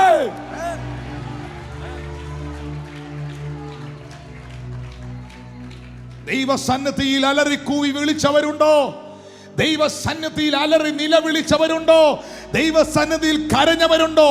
ദൈവം നിന്നെ ഒരു ഓർമ്മയാക്കി മാറ്റത്തില്ല, ദൈവം നിന്നെ ഒരു ചരിത്രമാക്കി മാറ്റും. പ്രാർത്ഥിക്കുന്നവരുടെ അകത്ത് അസാധാരണമായ ആത്മാവിന്റെ ചലനമുണ്ടാകട്ടെ. കർത്താവിന്റെ പരിശുദ്ധ ആത്മാവ് എനിക്കറിഞ്ഞൂടാ ആരോടോ എന്ന വണ്ണം. ദൈവത്തിന്റെ ആത്മാവിനെ അറിയാമല്ലോ അത് ആരോടാന്ന് എനിക്കറിഞ്ഞൂടാ. കർത്താവ് ഇങ്ങനെ പറയുകയാണ്, നിന്റെ വസ്ത്രങ്ങൾ വർദ്ധിച്ചു, നിന്റെ ചെരുപ്പുകൾ വർദ്ധിച്ചു, നിന്റെ ആഭരണങ്ങൾ വർദ്ധിച്ചു, നിന്റെ പണം വർദ്ധിച്ചു, നിന്റെ വാഹനം വർദ്ധിച്ചു, നിനക്കുള്ള പല ഫെസിലിറ്റികളും വർദ്ധിച്ചു. പക്ഷേ നിന്റെ പ്രാർത്ഥനാ ജീവിതം പാടേ കുറഞ്ഞുപോയി.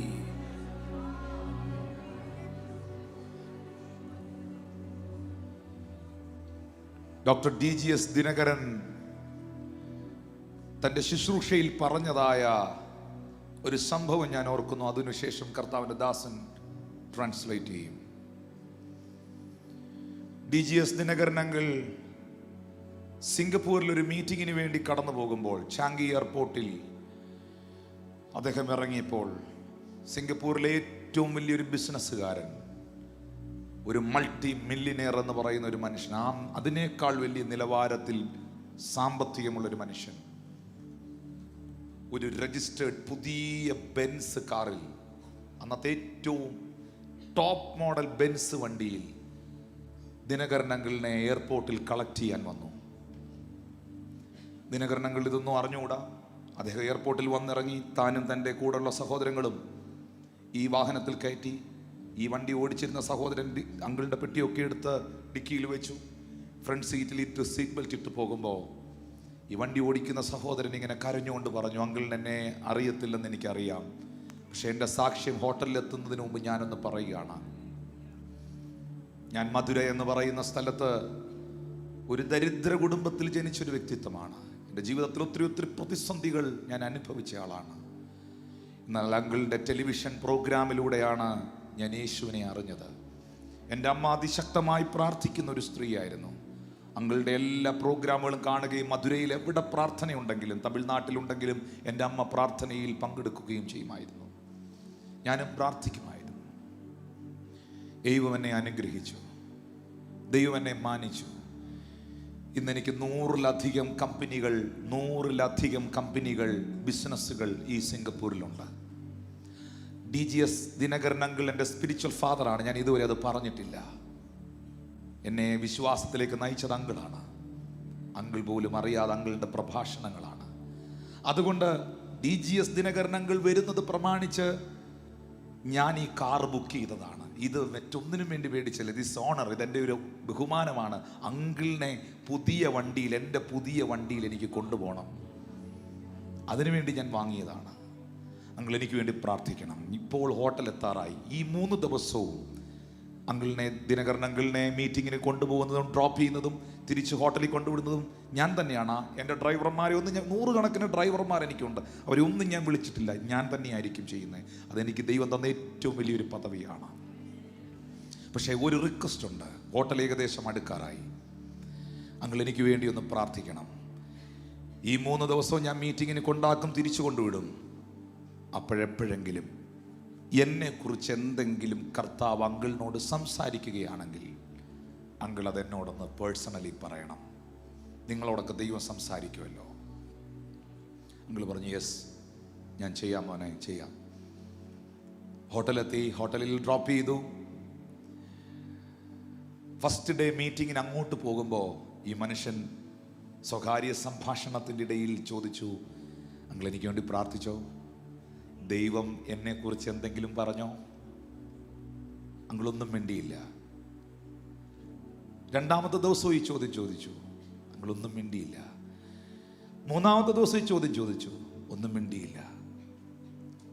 ഈ മനുഷ്യന് വല്ലാത്ത വിഷമം തോന്നി. നീ അങ്കിൾ പ്രാർത്ഥിക്കാഞ്ഞതാണോ? 4-ാം ദിനം തിരിച്ച് എയർപോർട്ടിൽ കൊണ്ടുവിടാനായി വണ്ടിയിൽ കയറി യാത്ര ചെയ്യുമ്പോൾ ഏകദേശം സിംഗപ്പൂർ ഷാങ്കി എയർപോർട്ട് അടുക്കാറായ സമയത്ത് ഈ മനുഷ്യൻ ചോദിച്ചു, അങ്കിളെ 4 ദിവസം എനിക്ക് അങ്കിളിനെ കൂടെ കിട്ടി, ഇനി കിട്ടുമെന്ന് എനിക്ക് അറിഞ്ഞുകൂടാ. ഇതുപോലൊരു സൗകര്യം കിട്ടുമെന്ന് എനിക്ക് അറിഞ്ഞുകൂടാ. എന്നെക്കുറിച്ച് ദൈവം ഒന്നും സംസാരിച്ചില്ലേ? എന്നെക്കുറിച്ച് കർത്താവ് അങ്കിളിനോടൊന്നും പറഞ്ഞില്ലേ? ദിനകരൻ അങ്കിൾ ആ മനുഷ്യൻ്റെ കണ്ണയിലോട്ട് നോക്കിയിട്ട് പറഞ്ഞു, ദൈവം നിന്നെക്കുറിച്ച് ഒരു കാര്യം എന്നോട് സംസാരിച്ചു. ഈ മനുഷ്യൻ ഭയങ്കര എക്സൈറ്റഡായി. പെട്ടെന്ന് താൻ ഒരു പാർക്കിംഗ് സ്ലോട്ട് കണ്ടപ്പോൾ ഇൻഡിക്കേറ്റർ ഇട്ട് വണ്ടി ആ പാർക്കിംഗ് സ്ലോട്ടിലോട്ട് ഒതുക്കി നിർത്തി. വളരെ എക്സൈറ്റഡായി ആകാംക്ഷയോടെ ചോദിച്ചു, ദൈവപുരുഷനെ, എന്താണ് എന്നെക്കുറിച്ച് ദൈവം പറഞ്ഞത്? ദിനകരൻ അങ്കിൾ പറഞ്ഞു, എൻ്റെ ദൈവം നിന്നെ ഭയങ്കരമായി അനുഗ്രഹിച്ചു. നീ ശക്തമായി പ്രാർത്ഥിക്കുന്ന ഒരു മകനായിരുന്നു. നീ മണിക്കൂറുകൾ പ്രാർത്ഥിക്കുമായിരുന്നു, നീ ഉപവസിക്കുമായിരുന്നു. നീ പ്രാർത്ഥിക്കാതെ നിന്റെ ഒരു ദിവസം നീ ആരംഭിക്കില്ലായിരുന്നു. എന്നാൽ ദൈവം എന്നോട് പറഞ്ഞു, കഴിഞ്ഞ 1.5 വർഷമായി നിന്റെ ബിസിനസ്സുകൾ വർദ്ധിച്ചു കഴിഞ്ഞപ്പോൾ പലതവണ നിന്നോട് സംസാരിക്കാൻ, നിന്നോട് മിണ്ടാൻ നിന്റെ ബെഡ്റൂമിൽ യേശു വന്നു. പക്ഷേ നീ തിരക്കിലായിരുന്നു. പലതവണ നിന്റെ ഓഫീസ് ക്യാബിനിൽ നിന്റെ ചെയറിനപ്പുറത്തായി യേശു വന്നിരുന്നു. അപ്പോൾ നീ ലാപ്ടോപ്പിലായിരുന്നു. പലതവണ നിന്റെ കാറിനകത്ത് യേശു വന്നിരുന്നു. നീ അവനോട് മിണ്ടുന്നത് കേൾക്കാൻ. അപ്പോൾ നീ ഫോണിലായിരുന്നു. കഴിഞ്ഞ 1.5 വർഷമായി യേശുവിന് നിന്നോട് സംസാരിക്കാൻ കഴിയാത്തത് കൊണ്ടും നീ യേശുവിനോട് മിണ്ടാത്തത് കൊണ്ടും അവൻ സങ്കടത്തിലാണ് മോനെ. എന്ന് പറഞ്ഞപ്പോൾ ആ കാറിലിരുന്ന് അവൻ പൊട്ടിക്കരഞ്ഞു. പൊട്ടിക്കരഞ്ഞിട്ട് അങ്കിളിൻ്റെ കൈയെടുത്ത് തലയിലോട്ട് വെപ്പിച്ചിട്ട് പറഞ്ഞു, വേറൊന്നും എനിക്ക് വേണ്ട, നഷ്ടപ്പെട്ടു പോയ എൻ്റെ പ്രാർത്ഥനാ ജീവിതം, എൻ്റെ യേശുവിനോടുള്ള ബന്ധം എനിക്ക് തിരികെ തരാൻ അങ്കിൾ പ്രാർത്ഥിക്കണം, പ്രാർത്ഥിക്കണം, പ്രാർത്ഥിക്കണം. Thank you Holy Spirit. Mark 1:35, we find Jesus rose up early in the morning and he prepared himself for prayer. He went out, he departed to a solitary place and he prayed there. And as the pastor said, we need to prepare ourselves and we need to set apart time and we need to move to a place, a solitary place, so that we can pray. And the disciples are searching for Jesus. That means Jesus is alone and the disciples are not with him while he was praying. And they said, everyone is looking for you, a crowd is waiting for you. And as the pastor said, if you seek God, people will seek you. If you seek God's face, people will seek your face. That's what the Lord says to us today. And the Lord says Ernakulam Church needs such people who connects with God in prayer. Our Kerala state needs such people who will connect with God in prayer. Our nation needs such prayer warriors. Only through them God can do mighty things for this nation. And we find on Mount Sinai, Moses was connecting with God, and after his prayer, after he came out, his face was glowing with the glory of the Lord. And if you want to have such a glorious life, you need to connect with the Lord in prayer. And when Jesus was praying, we find Jesus praying right from the beginning of his ministry. Jesus did his ministry in prayer. He started his ministry in prayer. We find Jesus praying soon after the baptism, and we find the Holy Spirit coming upon him, the heaven being opened, and the Father Lord speaking. As the pastor said, we find a frame there. We find the heaven being opened. We find the Father speaking. We find the Holy Spirit coming down, and we find the Son of God praying down there. If you want to have a heaven opened above you, if you want to have a heaven opened above your house, if you want to have the fellowship of the triune God in your life, the Lord says, kneel down in prayer. Heaven will open, the place of treasury will open, and the triune God will descend upon you and will have a fellowship with you. We need to have prayer in your life. We need to have prayer in our life. And before ministry, Jesus prayed. He did not start his ministry offhanded, but he started his ministry saturating himself in prayer. And we find throughout the ministry in big miracles, we didn't find Jesus doing any magic, but Jesus looked to the Father in prayer, broke the bread and gave to the people. The miracles were done on the context of prayer. And before terrible situations, horrible situations, when all the people were oppressing and taking stones to pelt at him, we find Jesus Christ praying. He faced all the opposition in prayer. Today, this is a message for all of us. We cannot deal the problems with the human ability. We need to deal with the opposition and the problems in prayer. The people were trying to stone at him. He looked unto the Heavenly Father and he prayed. And he prayed this prayer: Lord, Heavenly Father, may do a miracle, bring this man out of the Hades, so that all the people around me may see and glorify the Lord. And the message today for all of us is that if you pray, the Lord not only will answer your prayer, but he will make that prayer manifested to the people around you, and they will see that the Lord is with you, and your Lord is a prayer answering God. Somebody shout hallelujah to the Lord. And we find at the most difficult situation, in great agony, he was praying, and he was sweating profusely. He was praying in the garden of Gethsemane, and we find that Jesus is praying there in that difficult situation. When he was undergoing the most agony in his life, he was praying, and we find he got the angelic assistance. Angel came down and empowered, and the Lord says that if you pray in your most difficult situation, you will receive the angelic assistance and empowerment. Somebody shout hallelujah to the Lord. and we finally find Jesus on the cross. He prays. He says that, I commit my life unto you, O Father. And as the pastor said, Jews did not take his life, Jesus gave up his life. What a Yes. beautiful statement. And Yes. at last he says, it is finished. All the task which the Lord gave him was finished just because of the fact that he started in prayer, he continued his ministry in prayer, in the difficult situations he prayed, and at last in prayer he gave his life. And people thought that Jesus is all over, the prayer man is all over. But on the third day, Jesus Christ resurrected. And as the pastor said, if you pray, people may think that you are over. No, it's not all over. You will have a resurrection in your life, and you will come out as victorious and triumphant. Hebrews 5:7-9.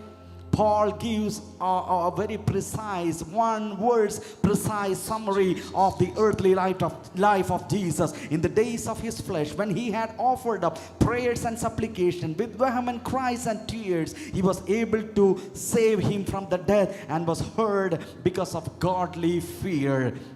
And a beautiful illustration, a story, real life story of a man. While DGS Dinagaran uncle was going to Singapore, a multi-millionaire came to drop him into the hotel, and there this man talked with Dinagaran uncle and said, you are my spiritual father, because I saw in my life I was seeing your Yes. continuously seeing your TV programs, and my mother was a prayer woman, and I prayed for a long time, getting the strength from the ministry which you did. And he said, now I have 100+ companies, and I have brought this new car, new Benz car, brand new, just because of the fact that I wanted to honor you through that, and I am driving it to drop you. And he said, please pray for me.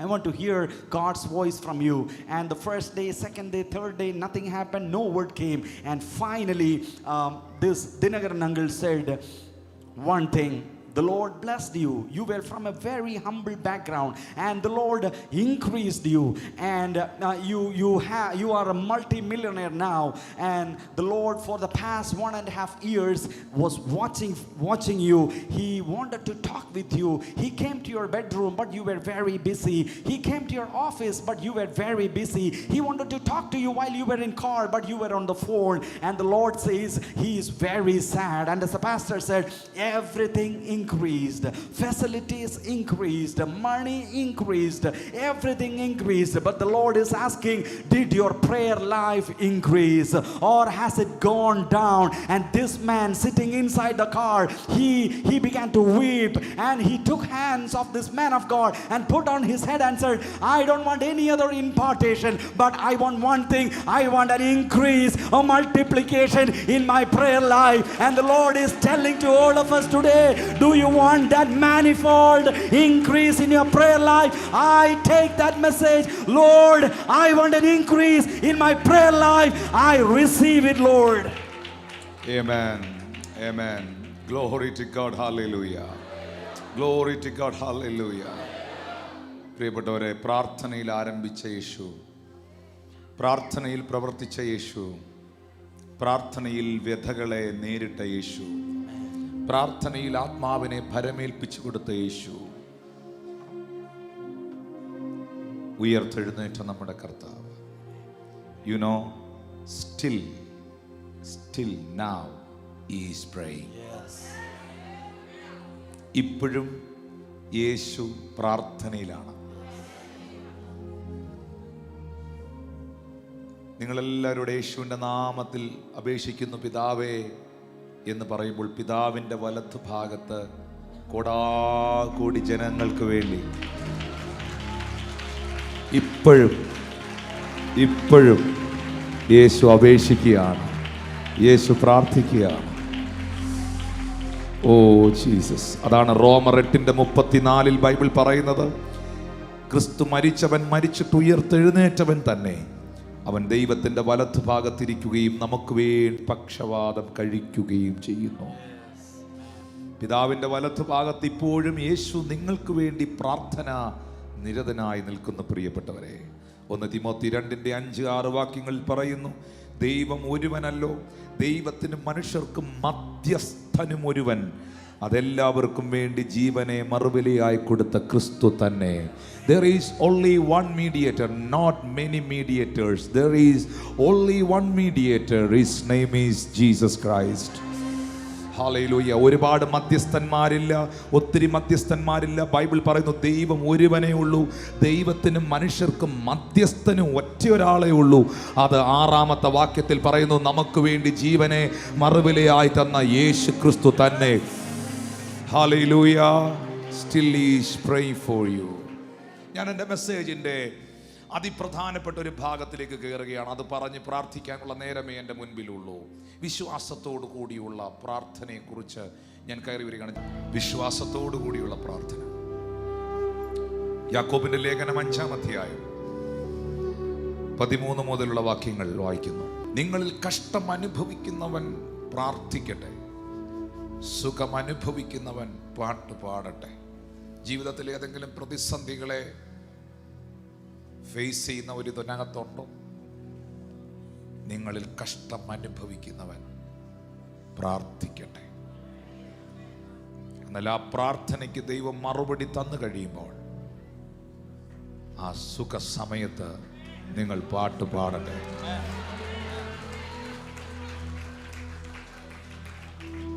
Habakkuk എന്ന പ്രവാചകൻ തന്റെ പ്രവചന പുസ്തകത്തിന്റെ 1-ാം അധ്യായം ആരംഭിക്കുന്നത് ഇങ്ങനെയാണ്: യഹോവേ, നീ എൻ്റെ അപേക്ഷ കേൾക്കാത്തത് എന്തുകൊണ്ടാണ്? നീ ദുഷ്ടന്റെ ദോഷം കണക്കിടാത്തത് എന്തുകൊണ്ടാണ്? ദൈവമേ, നീ മൗനമായിരിക്കുന്നത് എന്തുകൊണ്ടാണ്? 1-ാം അധ്യായത്തിൽ ഹബക്കൂക്ക് പറയുന്നത് ദൈവം മിണ്ടുന്നില്ല, പ്രവർത്തിക്കുന്നില്ല, അനങ്ങുന്നില്ലെന്നാണ്. എന്നാൽ 2-ാം അധ്യായം തുടങ്ങുന്നത് യഹോവ എനിക്ക് ഉത്തരമരുളിയത് എന്നുള്ള വാക്യം കൊണ്ടാണ്. 2-ാമത്തെ വാക്യം ഹബക്കൂക്ക് 2:2 പറയുന്ന യഹോവ എന്നോട് ഉത്തരമരുളിയത്. 2-ാം അധ്യായത്തിലേക്ക് വരുമ്പോൾ ഇതുവരെ മിണ്ടാതിരുന്ന ദൈവം, ഇതുവരെ സംസാരിക്കാതിരുന്ന ദൈവം, ഇതുവരെ ചലിക്കാതിരുന്ന ദൈവം സംസാരിക്കാൻ തുടങ്ങുന്നതാണ്. 3-ാം അധ്യായത്തിലേക്ക് വരുമ്പോൾ നമ്മൾ കാണുന്നത് ഹബക്കൂക്ക് വിഭ്രമരാഗത്തിൽ സ്തോത്രം ഒരു ഗാനം എഴുതിയതാണ്. 3-ാം അധ്യായത്തിലേക്ക് വരുമ്പോൾ ആരാധന വെളിപ്പെടുകയാണ്. 3-ാം അധ്യായത്തിലേക്ക് വരുമ്പോൾ ഒരു പ്രാർത്ഥനാ ഗീതം തന്നെ ഹബക്കൂക്ക് പാടുകയാണ്. അവൻ എൻ്റെ കാലുകളെ പേടമാൻ പോലെ കാലുപോലെയാക്കുന്നു, അവൻ എന്നെ ഉന്നത ഗിരികളിലേക്ക് നടത്തുന്നു എന്ന് അതിൻ്റെ ഏറ്റവും അവസാനത്തെ വാക്യങ്ങളിൽ വായിക്കുന്നു. പ്രിയപ്പെട്ടവരെ, ജീവിതത്തിൽ ദൈവം മിണ്ടാതിരിക്കുന്ന ഒരു 1-ാം അധ്യായമുണ്ടെങ്കിൽ ദൈവം ഉത്തരം തരുന്ന ഒരു 2-ാം അധ്യായമുണ്ട്. ഈ ദൈവികമായ മറുപടിയുടെ 2-ാം അധ്യായം നിങ്ങളുടെ ജീവിതത്തിൽ വെളിപ്പെട്ടാൽ നീ നൃത്തം ചെയ്ത് ആരാധിക്കുന്ന ഒരു 3-ാം അധ്യായം നിന്റെ ജീവിതത്തിൽ ദൈവം വെളിപ്പെടുത്തും. ഞാൻ ഇവിടെ ഇരിക്കുന്ന എൻ്റെ പ്രിയ മക്കളോട്, എൻ്റെ സഹോദരങ്ങളോട്, ദൈവമക്കളോട് ആത്മാവിൽ വിളിച്ചു പറയുന്നു, നീ ഒരു 3-ാം ചാപ്റ്ററിലോട്ട് കയറുകയാണ്. നിന്റെ ഭവനത്തിൽ ആരാധന വെളിപ്പെടുകയാണ്. ആനന്ദത്തിന്റെ ഘോഷം, ഉല്ലാസത്തിന്റെയും ജയത്തിന്റെയും ഘോഷം നിന്റെ കൂടാരത്തിൽ ഉണ്ടാകാൻ പോകുകയാണ്. അനവധിയായ നിന്റെ പ്രാർത്ഥനകളുടെ മറുപടികൾ, അനവധിയായ ഉത്തരങ്ങൾ പരിശുദ്ധാത്മാവ് നിനക്ക് നൽകി തരികയാണ്. നിന്റെ വീട് രക്ഷയുടെ സന്തോഷം കൊണ്ട് നിറയുകയാണ്. നിന്റെ ഭവനത്തിനകത്ത് പ്രാർത്ഥിക്കാത്തവർ പ്രാർത്ഥിക്കാൻ പോവുകയാണ്. ബൈബിൾ വായിക്കാത്തവർ വായിക്കാൻ പോവുകയാണ്. ആരാധന ഇഷ്ടമല്ലാത്തവർ ആരാധിക്കാൻ പോവുകയാണ്. യേശുവിന്റെ നാമത്തിൽ, യേശുവിന്റെ നാമത്തിൽ, യേശുവിന്റെ നാമത്തിൽ, യേശുവിന്റെ നാമത്തിൽ.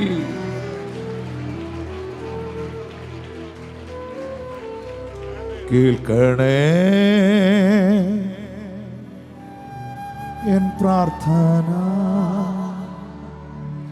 നൽകണേ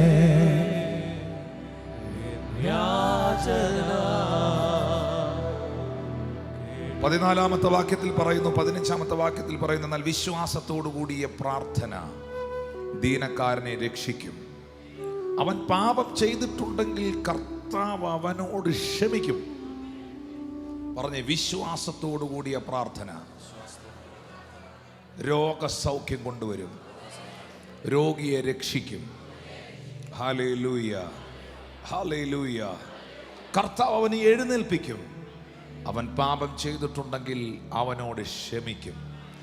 യേശുവിൻ്റെ നാമത്തിൽ കർത്താവേ, ഇന്ന് ഒത്തിരി രോഗികൾ ഇവിടെ സൗഖ്യമാകണം.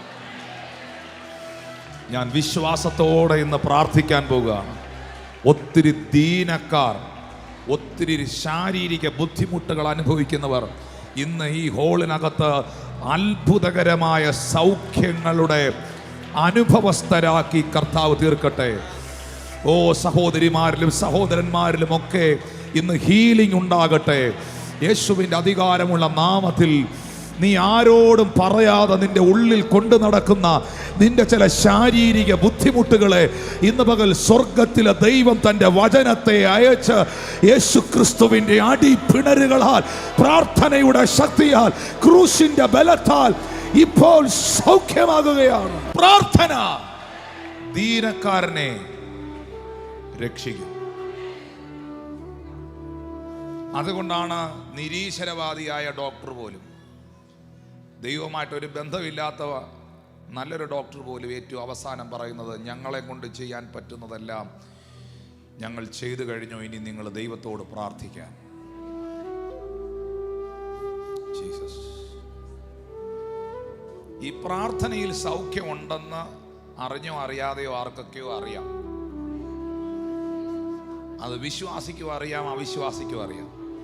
അവരറിഞ്ഞു വെച്ചുകൊണ്ട് പറയുന്നതല്ല, പഠിച്ചിട്ട് പറഞ്ഞതുമല്ല, അനുഭവത്തിൽ നിന്ന് പറയുന്നില്ല. എങ്ങനെയോ അവർക്കറിയാം പ്രാർത്ഥനയിൽ സൗഖ്യമുണ്ടെന്ന്. ബൈബിൾ നമുക്ക് തരുന്ന ഉറപ്പാണ് വിശ്വാസത്തോടു കൂടിയ പ്രാർത്ഥന. രോഗങ്ങൾ വിവിധ നിലകളിലുണ്ടാകാം. പാരമ്പര്യമായ രോഗങ്ങൾ ഉണ്ടാകാം, കാലാവസ്ഥാ വ്യതിയാനം മൂലം രോഗങ്ങൾ ഉണ്ടാകാം, ഭക്ഷണക്രമങ്ങൾ തെറ്റായി ചെയ്തതുകൊണ്ട് രോഗങ്ങൾ ഉണ്ടാകാം, പൈശാചികമായ രോഗങ്ങൾ ഉണ്ടാകാം. എന്നാൽ വിശ്വാസത്തോടു കൂടി പ്രാർത്ഥിച്ചാൽ രോഗികൾക്ക് കർത്താവ് സൗഖ്യം കൊടുക്കും. എല്ലാ കേസിലുമല്ല.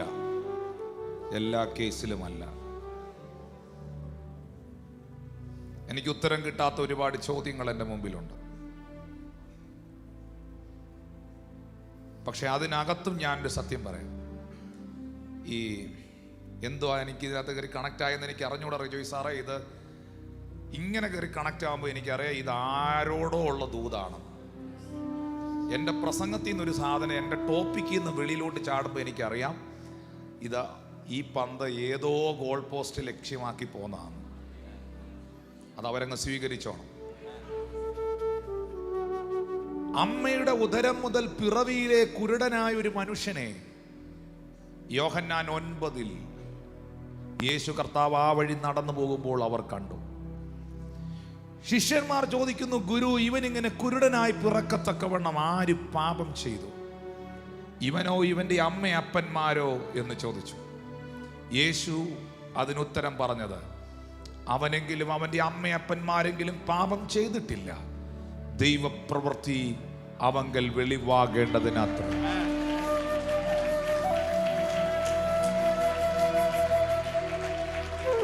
കാരണം യോഹന്നാന്റെ സുവിശേഷം 5-ാം അധ്യായത്തിൽ യേശു ഒരു തളർവാദ രോഗിയെ സൗഖ്യമാക്കിയിട്ട് അവനെ പിന്നെ പള്ളി വെച്ച് കണ്ടു, ദേവാലയത്തിൽ വെച്ച് കണ്ടിട്ട് അവനോട് പറയുന്നൊരു വാക്കുണ്ട്, നോക്കൂ, നിനക്ക് സൗഖ്യമായല്ലോ, ഇനി അധികം തിന്മയായത് വരാതിരിക്കാൻ നീ മേലിൽ പാപം ചെയ്യരുത്. അപ്പൊ ഇത് കൂടെ നിന്ന് ശിഷ്യന്മാര് കേട്ടതാ. അതുകൊണ്ടാണ് 9-ാം അധ്യായത്തിലേക്ക് വരുമ്പോൾ പിറവിയിലെ കുരുടനായ ഒരു മനുഷ്യനെ കണ്ടപ്പോൾ ശിഷ്യന്മാർ ചോദിച്ചത്, ഗുരു, ഇവൻ ഇങ്ങനെ കുരുടനായി പിറക്കത്തക്കവണ്ണം ആര് പാപം ചെയ്തു, ഇവനോ ഇവന്റെ അമ്മയപ്പന്മാരോ ചെയ്ത പാപമാണോ? ഞാൻ അനുഭവിക്കുന്ന ഈ പ്രശ്നം ആരുടെയെങ്കിലും ശാപമാണോ? ചോദ്യമുണ്ട്. ഇതിനകത്തിരിക്കുന്ന ആരോ ചോദിക്കുന്നുണ്ട്, ഈ ഓൺലൈനിൽ കാണുന്ന ആരോ ഇത് ചോദിക്കുന്നുണ്ട്. എനിക്കറിയാം, അല്ലെങ്കിൽ ഈ സബ്ജക്റ്റ് വരികയില്ല. ഞാൻ അനുഭവിക്കുന്ന ഈ പ്രതിസന്ധി എൻ്റെ അപ്പന്മാർ ചെയ്തതിൻ്റെ കുറവാണോ, അതോ ഞാൻ വ്യക്തിപരമായി ചെയ്ത തെറ്റുകൾ കൊണ്ടാണോ? എത്ര പ്രാർത്ഥിച്ചിട്ടും, എത്ര ഉപവസിച്ചിട്ടും, എത്ര പാടിയിട്ടും, എന്തെല്ലാം കാര്യങ്ങൾ ചെയ്തിട്ടും ഞാൻ ഗതി പിടിക്കാതെ കിടക്കുന്നത്, എൻ്റെ ജീവിതത്തിൽ ഒരു നന്മയുണ്ടാകാത്തത് ആര് ചെയ്ത തെറ്റാണ്? ആരുടെ കുറവ് കൊണ്ടാണ്? എന്തുകൊണ്ട്? ശിഷ്യന്മാർ ചോദിച്ചത് ഇതാണ്, എന്തുകൊണ്ട് ഇവൻ കുരുടനായി? ഇവനോ ഇവന്റെ അമ്മയപ്പന്മാരോ പാപം ചെയ്തത് കൊണ്ടാണോ? What is the reason? എന്തുകൊണ്ട് ഇവൻ കുരുടനായി എന്ന് ചോദിച്ചതിന് യേശു ഉത്തരം പറഞ്ഞത്, എന്തിനു വേണ്ടി ഇവൻ കുരുടനായി. നമ്മുടെ ജീവിതത്തിൽ എന്തുകൊണ്ട് എന്ന് ചോദിക്കുന്ന പലതിനും ഉത്തരം കിട്ടുകയില്ല. ഇത്രയും പ്രാർത്ഥിച്ചിട്ട് എന്തുകൊണ്ട് ആ മനുഷ്യൻ അങ്ങനെ സംഭവിച്ചു? ഇത്രയും പ്രാർത്ഥിക്കുന്ന ആ കുടുംബത്തിന് എന്തുകൊണ്ട് അങ്ങനെ ഉണ്ടായി? എന്തുകൊണ്ടാണ് എൻ്റെ പിള്ളേർക്ക് മാത്രം ഗതിയില്ലാത്ത? എന്തുകൊണ്ട് എന്നുള്ളതിന് തലയും കുത്തി നിന്നാലും ചിലപ്പോൾ ഉത്തരം കിട്ടുകയില്ല. എന്തിനു വേണ്ടി? അതെന്തിനോ വേണ്ടിയാണ്.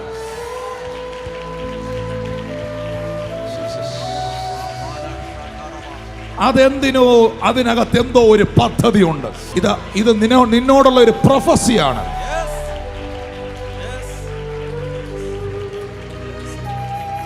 അതെന്തിനോ വേണ്ടിയാണ്. ശിഷ്യന്മാർ പറയുന്ന, ഗുരു, ലാസർ ദീനമായി കിടക്കുന്നു. നമ്മുടെ ഭാഷയിൽ പറഞ്ഞാൽ ലാസർ വെന്റിലേറ്ററിലാണ്. വെന്റിലേറ്റർ ഓഫ് ചെയ്താൽ ലാസർ പോവും. ആ നിലയിലൊരു ഇൻഫർമേഷനാണ്. ദീനം കടുത്തിരിക്കുന്നു, ലാസർ മരിക്കും.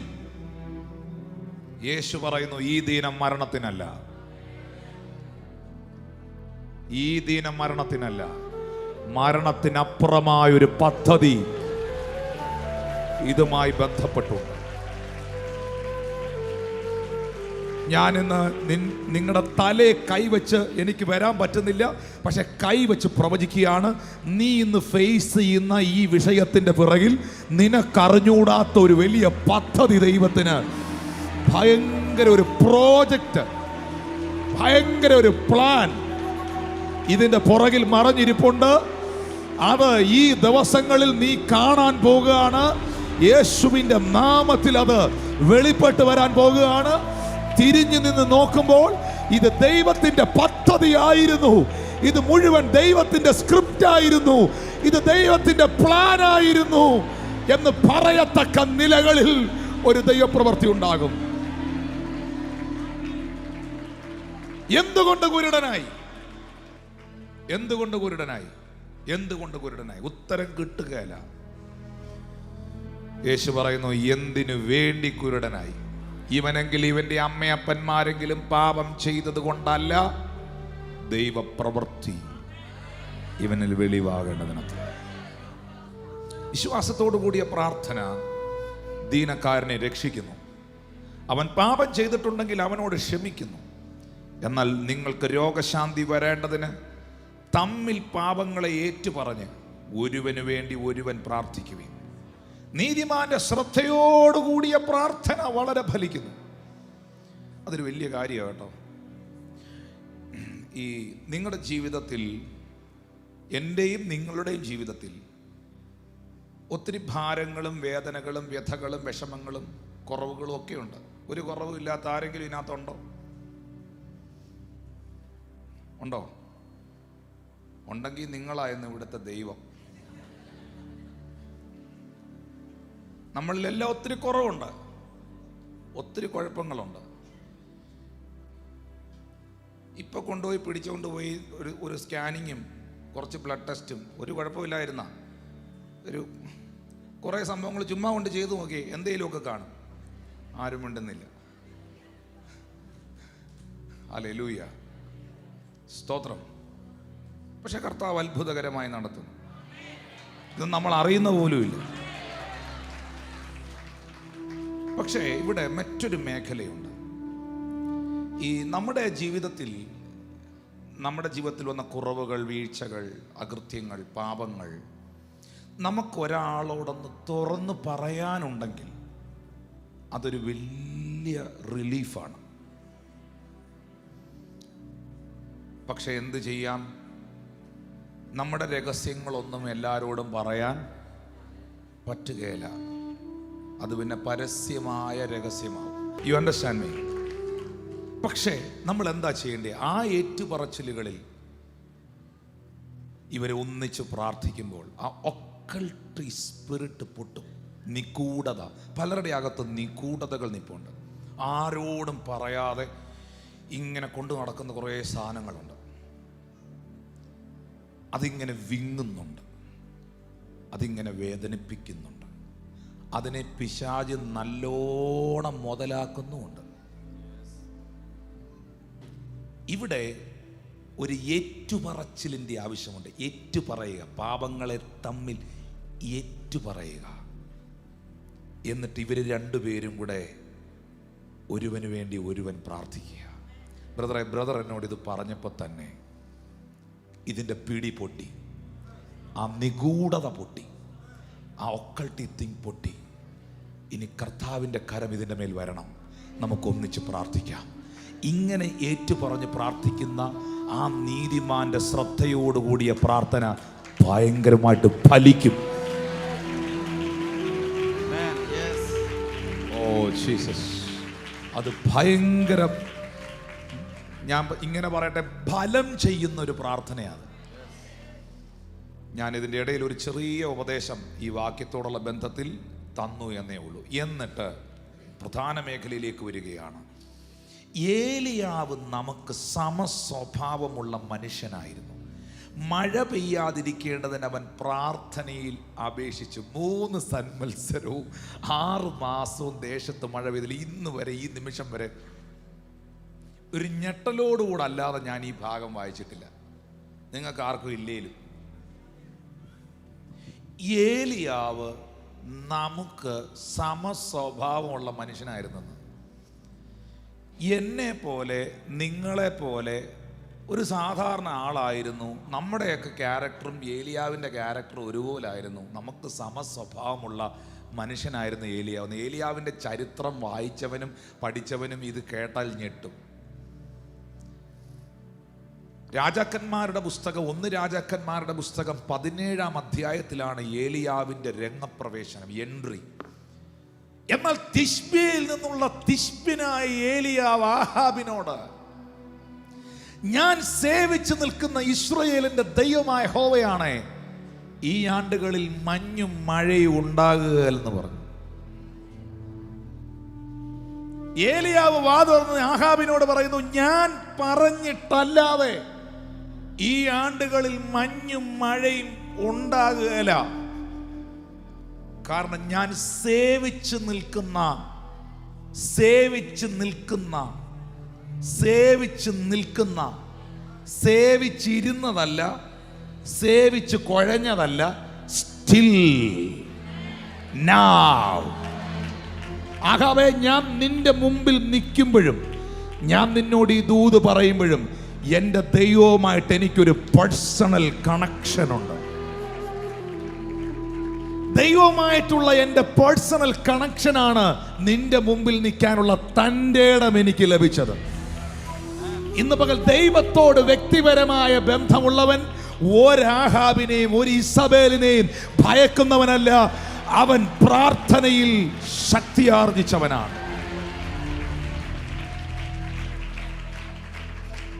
അവനൊന്നിനെയും ഭയക്കുകയല്ല. ഏലിയാവ് നമുക്ക് സമസ്വഭാവമുള്ള മനുഷ്യനായി തീരുന്നു അവിടെ. 2, ഞാൻ പറഞ്ഞിട്ടല്ലാതെ എൻ്റെ വാക്കിനെ, പ്രാർത്ഥിക്കുന്നവൻ്റെ വാക്കിനെ മാനിക്കുന്ന ഒരു ദൈവമുണ്ട്. നിനക്ക് ഇത്രാം തീയതി ഞാൻ പൈസ തന്നിരിക്കുമെന്ന് പ്രാർത്ഥിക്കുന്നവൻ പറഞ്ഞാൽ ദൈവം അതിനുള്ള വഴി അവൻ്റെ മുമ്പിൽ തുറക്കും. എൻ്റെ കുഞ്ഞുങ്ങളെ ദൈവം ഇങ്ങനെ മാനിക്കും, എൻ്റെ മക്കളുടെ സ്ഥിതിയെ ദൈവം ഈ നിലകളിൽ എത്തിക്കുമെന്ന് പ്രാർത്ഥിക്കുന്നവൻ പറഞ്ഞാൽ ആ വാക്കിനെ മാനിക്കുന്ന ഒരു ദൈവമുണ്ട്. നീ പ്രാർത്ഥനയോടെ ദൈവസന്നിധിയിൽ പറഞ്ഞ, മനുഷ്യരോട് പറഞ്ഞ ചില വാക്കുകളെ ദൈവം അടിവരയിട്ട് ഉറപ്പിക്കുന്ന ദിവസങ്ങൾ നിന്റെ മുൻപിലുണ്ടെന്ന് പരിശുദ്ധാത്മാവ് ആലോചന അറിയിക്കുകയാണ്.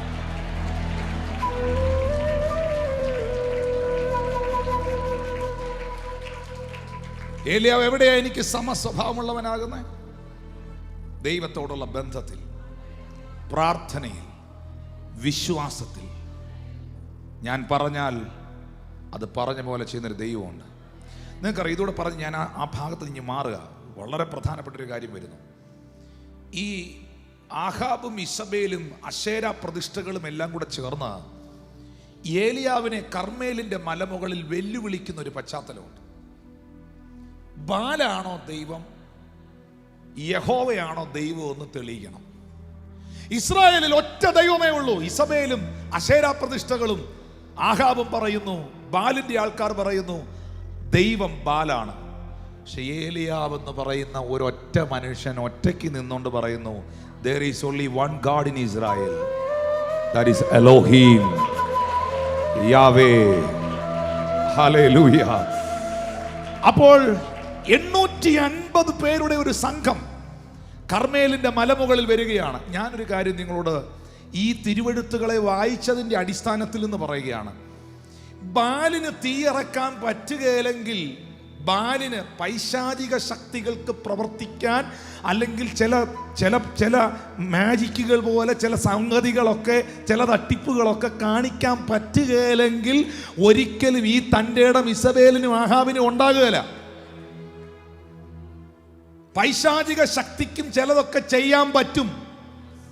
ഈ തൻ്റെ ഇടത്തിലാണ് കർമ്മേലിന്റെ മലമുകളിൽ ഏലിയാവിനെ വെല്ലുവിളിക്കുന്നത്. ഇവർ 853 പേരുണ്ട്. ബാലിന്റെ അശേരയുടെ ദേവന്മാരും അവരുടെ ശുശ്രൂഷകരും ആഹാബും ഇസബേലും കൂടെ കൂട്ടി. പക്ഷെ ഏലിയാവ് ഒറ്റ ഒരുത്തനേ ഉള്ളൂ. പക്ഷെ നിങ്ങൾക്കൊരു സത്യം അറിയാവോ? ബാലേവാ ബാലേവാ എന്ന് പറഞ്ഞ് യാഗപീഠം കൂട്ടി ബാലിന് ബലി കൊടുത്ത് തലങ്ങും വിലങ്ങും നിന്ന് 800 എണ്ണം കരഞ്ഞിട്ടും പ്രാർത്ഥിച്ചിട്ടും ബാലിന് അനങ്ങാൻ പറ്റുന്നില്ല. 850 എണ്ണം പൈശാചിക ശക്തികളെ, ദേവന്മാരെ വിളിച്ചിട്ട് അതിന് ചലിക്കാൻ പറ്റുന്നില്ല. കാരണം എന്താണെന്നറിയാമോ? ജീവനുള്ള ദൈവത്തെ സേവിക്കുന്ന ഒരുത്തൻ അവിടെ മുഴങ്കാലിരിക്കുക. നീ ഒരെണ്ണം വീട്ടിൽ പ്രാർത്ഥനാ മുറിയിൽ ഇരുന്നാൽ, നീ ഒരുത്തൻ മുഴങ്കാലിൽ ഇരുന്നാൽ, നീ ഒരുത്തൻ കര ഉയർത്തി പിടിച്ചാൽ, നീ ഒരുത്തൻ ദൈവത്തെ സ്തുതിച്ചാൽ, ആമേൻ, നിന്റെ ഭവനത്തിലല്ല, നിന്റെ ഭവനത്തിന്റെ പരിസരങ്ങളിൽ പോലും പൈശാചിക ശക്തികൾക്ക് ചലിക്കാൻ കഴിയില്ല. ഓ, ആരാധിച്ചേ, ആത്മാവിൽ ആരാധിച്ചേ, അനുഭവമുള്ളവർ ആരാധിച്ചേ, കരമടിച്ച് ആരാധിച്ചേ.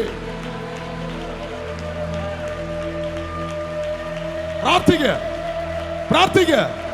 വെല്ലുവിളികളെ നെഞ്ചോട് ചേർത്ത് വെച്ച് പ്രാർത്ഥിക്കുക. എല്ലാ പൈശാചിക വെല്ലുവിളികളും നിന്റെ വീട് എത്ര ശപിക്കപ്പെട്ട വീടെന്ന് നാട്ടുകാർ പറഞ്ഞാലും, നിന്റെ ചുറ്റുപാടിൽ എത്ര അന്യാരാധനകൾ ഉണ്ടെങ്കിലും, നിനക്ക് വിരോധമായി ആരൊക്കെ ആഭിചാരം ചെയ്തിട്ടുണ്ടെങ്കിലും, ഇതിനൊന്നും ചലിക്കാൻ കഴിയാത്ത നിലകളിൽ നിന്റെ പ്രാർത്ഥനയുടെ മുറിയിൽ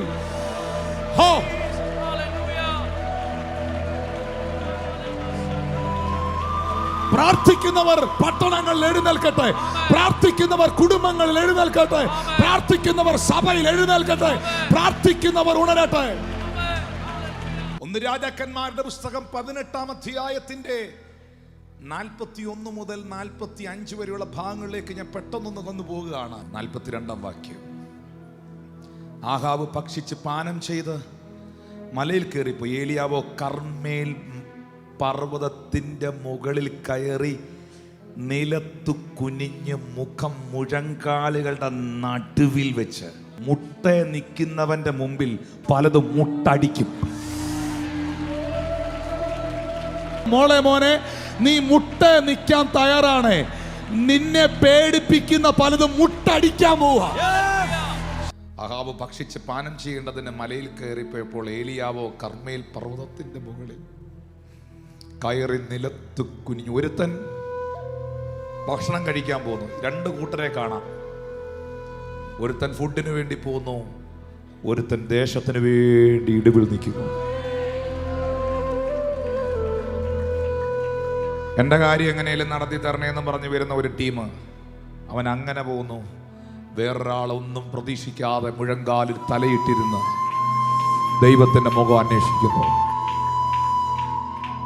ചരിത്രങ്ങൾ ചരിത്രങ്ങൾ ചരിത്രങ്ങൾ തിരിയുന്നത് ആഹാബിലേക്കല്ല, പിന്നെ ചരിത്രങ്ങൾ തിരിയുന്നത് പ്രാർത്ഥിച്ചവനിലേക്കാണ്. എന്തോ കർത്താവ് നിങ്ങളോടൊന്ന് പറയുന്നു, ഫാസ്റ്റിംഗ് എടുക്കുക, ചില ദിവസങ്ങൾ പ്രാർത്ഥിക്കാൻ തുടങ്ങുക, ദൈവസന്നിധിയിൽ ഇരിക്കുക, മാറിയിരിക്കുക, പ്രാർത്ഥിക്കാൻ ഇരിക്കുക, നഷ്ടപ്പെട്ട പ്രാർത്ഥനാ ജീവിതത്തെ തിരിച്ചു പിടിക്കുക, ബൈബിൾ എടുക്കുക, വായിക്കുക, മനഃപൂർവ്വം ഇരിക്കുക, വായിക്കുക, പ്രാർത്ഥിക്കുക, ഉപവസിക്കുക. 43-ാമത്തെ വാക്യത്തിലേക്ക് വരുമ്പോൾ, നീ ചെന്ന് കടലിന് നേരെ നോക്കുക എന്ന് പറഞ്ഞു. അവൻ ചെന്ന് നോക്കിയിട്ട് ഒന്നുമില്ലെന്ന് പറഞ്ഞു. അവൻ പിന്നെയും 7 പ്രാവശ്യം ചെല്ലുക എന്ന് പറഞ്ഞു. 7-ാം പ്രാവശ്യമോ, ഇതാ ഞാൻ കടലിൽ നിന്ന് ഒരു മനുഷ്യൻ്റെ കൈ പോലെ ഒരു ചെറിയ മേഘം പൊങ്ങുന്നു എന്ന് പറഞ്ഞു. ഇനി പ്രാർത്ഥിച്ചവൻ, കണ്ടോ, ശ്രദ്ധിച്ചു കേൾക്കണം, പ്രാർത്ഥിച്ചവൻ പ്രാർത്ഥനയുടെ മറുപടിയായി കണ്ട കാർമേഘത്തിന് ഒരു കൈയുടെ വലിപ്പേ ഉള്ളൂ, ഒരു കൈപ്പത്തി പോലെ. ശ്രദ്ധിക്കുന്നോ? ഒരു മനുഷ്യന്റെ കൈ പോലെ ചെറിയ ഒരു മേഘമാകണ്ടേ.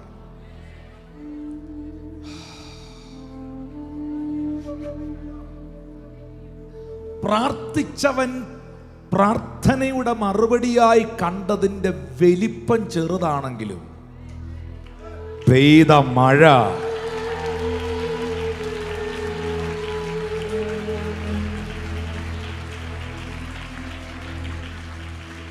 മഴയുടെ മുഴക്കം, എനിക്കറിയില്ല, ഞാൻ ഈ ഒരു ദൂത് ഇന്നിവിടെ റിലീസ് ചെയ്യുക.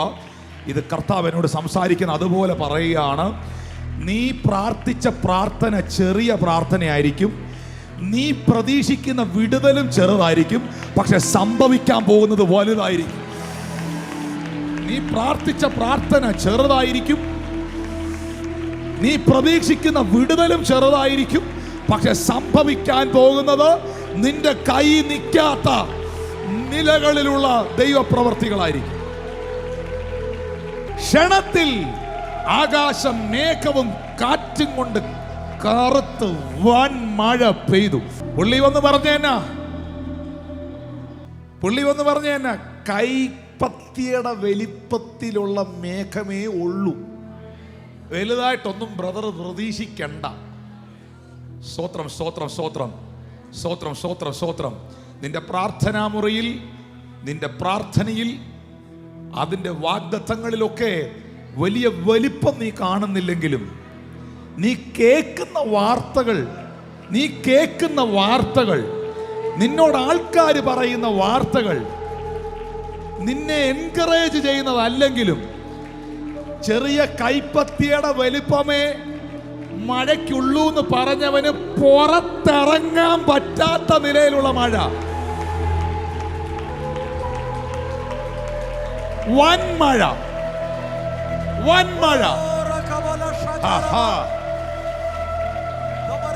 ഞാൻ ആദ്യമായിട്ടാണ് ഇങ്ങനൊരു ദൂത് പറയുന്നത്. പരിശുദ്ധാത്മ പറയുന്നു, നിന്റെ ജീവിതത്തിൽ നീ കേട്ട ദൂത് ചെറിയ ദൂതായിരിക്കും, നീ പ്രാർത്ഥിച്ച പ്രാർത്ഥന ചെറിയ പ്രാർത്ഥനയായിരിക്കും, നിന്നോട് ആൾക്കാർ പറഞ്ഞത് നെഗറ്റീവായിരിക്കും, പക്ഷേ അതിന്റെ മറുപടി നീ പ്രതീക്ഷിച്ചതുപോലെ ആയിരിക്കത്തില്ല. അതിന്റെ മറുപടി അത്യത്ഭുതകരമായിരിക്കും.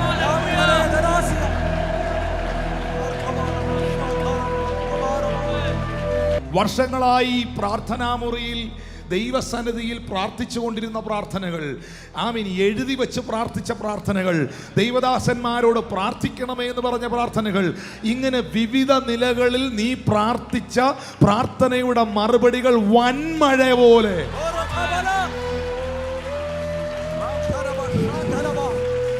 പെയ്തിറങ്ങാൻ പോകട്ടെ. നിന്റെ ജീവിതത്തിൽ പ്രാർത്ഥനയുടെ മറുപടികൾ വൻമഴ പോലെ പെയ്തിറങ്ങട്ടെ, പെയ്തിറങ്ങട്ടെ, പെയ്തിറങ്ങട്ടെ. നിന്റെ പ്രതിസന്ധി കാണാനിരുന്നവൻ, നിന്റെ പ്രതികൂലം കാണാനിരുന്നവൻ രഥം കയറി പോകട്ടെ. The prayer of faith. If we pray the prayer of faith in suffering, when you pray the prayer of faith, God will answer you and you can break forth in praising the Lord. And the pastor was talking about Habakkuk in chapter 1. He is a weeping prophet. He is complaining to God, Lord, why are you silent? In Habakkuk chapter 2, the scene is changing and the Lord is answering the man of God, and the Lord talks. He breaks his silence, and as a pastor said, the Lord will break silence and he will answer some of those who has wept. And the Lord says in chapter 3 of Habakkuk, we find the prophet is bursting forth in praises and he is worshiping the Lord. If you have prayed to the Lord in your suffering, the Lord will break the silence and he will talk to you, and finally the Lord will deliver all the answers and you will be breaking forth in worshiping the Lord. Hallelujah. Verse 15, we find prayer of faith will bring healing. And the Lord says God is going to heal many people here. Many people who have ailments in their body, the Lord is going to heal them today. And many questions you have, many unanswered prayers are there. The Lord says the Lord is going to answer them, and the Lord will manifest his presence and glory. And verse 16, we find confessing our trespass is important, and praying each other, confessing the trespass. The importance of a mentor or a spiritual father is important, because that person can correct us, and that person can mold us and pray for us. That is a great benefit. The deep secrets will be revealed in such kind of a relationship, and deliverance will happen to such people. So this type of a prayer is very, very effective prayer. How many of you believe that we need to have an effective prayer? The Lord is going to do that in your life. Verse 17, very important. Elijah, as a man, a model for prayer. The Lord is bringing out this man of God, Elijah. 2 Kings, he says that he's a person who has a faith in the Lord, and he serves him continuously. It's not that in past he has served. He says to Ahab, even now I stand before the King of Kings and the Lord of Lords. And he says he is very confident that the Lord will hear his word. That's the confidence children of God has. And today the Lord is telling you should have the confidence that the Lord will hear my prayer, and the prayer and the words which I have spoke through the prayer, the Lord will honor that, and the Lord is going to do that. And Elijah now is at Carmel, Mount Carmel, and 850 prophets are there. He's standing there alone, and all the other prophets of God, prophets of Baal, they are praying to bring down the fire. That means they are confident that they can do something. But this man of God who kneels down before the Lord, he was able to arrest the manifestation of the evil spirit. And that is a very powerful message. If you kneel down before the Lord, you will be able to arrest the manifestation of the evil powers in your place, in your locality, and the Lord will do that. I receive that in Jesus' name. 1 Kings 18:41 onwards. This man of God who prays, he is hearing an abundance, the sound of the abundant rain. And today the Lord says, if you pray to the Lord, you are going to hear an echo, a resounding sound of an abundant rain. It's not going to be a small rain, it will be a shower. Our heavy downpour is going to happen. Yes, Lord. He knelt down in the presence of the Lord. He put his face between his knees, and a very beautiful comparison, a noticeable comparison. When this man was kneeling down for prayer, Ahab is going to have a feast. This is the difference between the people who come for their own benefit and the people who bow down before the Lord. And today in this church, the Lord is seeking such people who will kneel down like Elijah, not seeking anything else, but seeking purely the presence of the Lord. And here a cloud like a man's hand, a small cloud is coming out of the sea. That means he is looking toward the sea and expectantly waiting for the answer to come. The Lord is looking at such people who with faith are expectantly waiting for the answer to come in their prayer, and the Lord will answer that. And one significant thing is that it's a very small cloud. It's not a big one, it's a small cloud. But the answer which came is the very big rain is going to come. Though the cloud is small, the Lord is telling an unexpected answer. A heavy downpour is going to happen in people's lives who are expectantly waiting for a heavy shower. Come on, put your hand together and praise God. Glory, glory, glory. ദേശത്തെ നശിപ്പിക്കാതെ വേണം. അതിന് മതില് കെട്ടി എൻ്റെ മുമ്പിൽ ഇടിവിൽ നിൽക്കേണ്ടതിന് ഒരു പുരുഷനെ ഞാൻ അവരുടെ ഇടയിൽ അന്വേഷിച്ചു. ആരെയും കണ്ടില്ല. ഇന്ന് കർത്താവ് ഇവിടെ തിരക്കുന്നു പ്രാർത്ഥനയുടെ മതിൽ കെട്ടാൻ. കുടുംബത്തിന്, രാജ്യത്തിന്, സഭയ്ക്ക്, ദേശത്തിന്, നിന്റെ തലമുറകൾക്ക് പ്രാർത്ഥനയുടെ മതിൽ കെട്ടാൻ കർത്താവ് ഇവിടെ ചിലരെ തിരയുകയാണ്. ദൈവം അന്ന് അന്വേഷിച്ചപ്പോൾ ആരെയും കണ്ടില്ല. ഇടിവിൽ നിന്ന് പ്രാർത്ഥിക്കാൻ. ഒന്ന് എഴുന്നേറ്റ് നിന്ന് ഞാൻ ഒന്ന് പ്രാർത്ഥിക്കാൻ പോവാ. ഇടിവിൽ നിന്ന് പ്രാർത്ഥിക്കാൻ, പ്രാർത്ഥനയുടെ മതിൽ കെട്ടാൻ ഒരു സൈന്യത്തെ കർത്താവ് ഇതിനകത്ത് എഴുന്നേൽപ്പിക്കുകയാണ്. എത്ര പേർ നിങ്ങളുടെ ദൈവദാസന് വേണ്ടി പ്രാർത്ഥിക്കും? എത്ര പേർ എനിക്ക് വേണ്ടി പ്രാർത്ഥിക്കും? I really humbly requesting your valuable prayers. ഇതിനകത്തും പുറത്തും നിൽക്കുന്ന എൻ്റെ പ്രിയപ്പെട്ടവരോട് ദയവായി എന്നെയും എൻ്റെ കുടുംബത്തെയും നിങ്ങളുടെ പ്രാർത്ഥനയിൽ ഓർക്കണേ. ഒരു ദിവസം പോലും മറക്കാതെ ഓർത്താൽ അത്രയും സന്തോഷം. ഒന്ന് മതിൽ കെട്ടി പ്രാർത്ഥിക്കണേ. നമ്മുടെ സഹോദരങ്ങളൊക്കെ ഒന്ന് ചേർത്ത് പിടിച്ച് പ്രാർത്ഥിക്കണേ. ഹല്ലേലൂയ. നിങ്ങൾക്ക് ഈ സഭയുടെ പ്രാർത്ഥന നിശ്ചയമായിട്ടും നിങ്ങളുടെ ഭവനത്തിനൊരു പ്രൊട്ടക്ഷൻ ആയിരിക്കും. അതുകൊണ്ടാണ് ബൈബിൾ അങ്ങനെ തന്നെ പറയുന്നത്, മതിൽ കെട്ടി പ്രാർത്ഥിക്കാൻ, പ്രാർത്ഥനയുടെ മതിൽ കെട്ടാൻ. ഞാൻ ആരെയും കണ്ടില്ല. ദൈവസങ്കടത്തോടെ പറയുന്നത്, ദൈവം ഒത്തിരി പ്രവാചകന്മാരെ കണ്ടു, ദൈവം ഒത്തിരി വർഷിപ്പ് ലീഡേഴ്സിനെ കണ്ടു, ദൈവം ഒത്തിരി പാട്ടുകാരെയും പ്രസംഗകരെയും കണ്ടു, ദൈവം ഒത്തിരി ഉപദേശിമാരെ കണ്ടു. പക്ഷെ ദൈവം നോക്കുമ്പോൾ ഇടിവിൽ നിന്ന് പ്രാർത്ഥിക്കാൻ ആരെയും കാണുന്നില്ല. ഞാനിവിടെ ഉണ്ടെന്ന് പറയാമോ? കർത്താവേ, ഞാൻ അതിനുണ്ട്. ജീസസ്. ഞാൻ ഇന്നിവിടെ നിൽക്കുമ്പോൾ ഒരു സത്യം പറയട്ടെ. നമ്മളൊക്കെ പറയുന്നത്, ഞാൻ എപ്പോഴും പറയുന്നൊരു കാര്യമുണ്ട്, എൻ്റെ അമ്മയുടെ പ്രാർത്ഥനയാണ് എന്നെ ദൈവത്തിലേക്ക് നയിച്ചതെന്നും എൻ്റെ അമ്മയുടെ പ്രാർത്ഥന എനിക്കൊരു കോട്ടയാണെന്നും. പക്ഷേ നിങ്ങളുടെ മക്കൾക്ക് നിങ്ങളെക്കുറിച്ച് അങ്ങനെ പറയാൻ പറ്റുമോ? നിങ്ങളുടെ കുഞ്ഞ് വളർന്നു വരുമ്പോൾ പറയൂ, എൻ്റെ അമ്മയുടെ, എൻ്റെ അപ്പാടെ പ്രാർത്ഥനയാണ് എന്നെ ഇവിടെ എത്തിച്ചതെന്നും നയിച്ചതെന്നും. പ്രാർത്ഥനയിൽ നിങ്ങൾ യേശുവിനെ പോലെ നിങ്ങളുടെ മക്കൾക്കും നിങ്ങളുടെ തലമുറയ്ക്കും സഭയ്ക്കും ഒരു മാതൃകയായിരിക്കട്ടെ. നമുക്കൊരു മോഡേൺ ചർച്ചല്ല വേണ്ടത്, നമുക്കൊരു മോഡൽ ചർച്ചാണ് വേണ്ടത്. നമ്മൾ ആരും ഒരു മോഡേൺ വിശ്വാസിയാകാൻ ശ്രമിക്കരുത്. നമ്മളൊരു മോഡൽ ബിലീവർ ആയിരിക്കും. A prayer model believer. പ്രാർത്ഥനയുടെ മാതൃകയുള്ള മനുഷ്യൻ, എന്തും പ്രാർത്ഥനയിൽ നേരിടുന്ന വ്യക്തി, ദൈവമുഖം അന്വേഷിക്കുന്ന വ്യക്തി. ഞാൻ ഇവിടെ ഇരിക്കുന്നവരുടെ ഉറപ്പ് പറയുകയാണ്, ദൈവത്തിൻ്റെ മുമ്പിൽ കരഞ്ഞവനെ മനുഷ്യന്റെ മുമ്പിൽ കരയാൻ ദൈവം വിടുകയില്ല. ദൈവത്തോട് യാചിച്ചവനെ മനുഷ്യരോട് യാചിക്കാൻ അവൻ അനുവദിക്കുകയില്ല.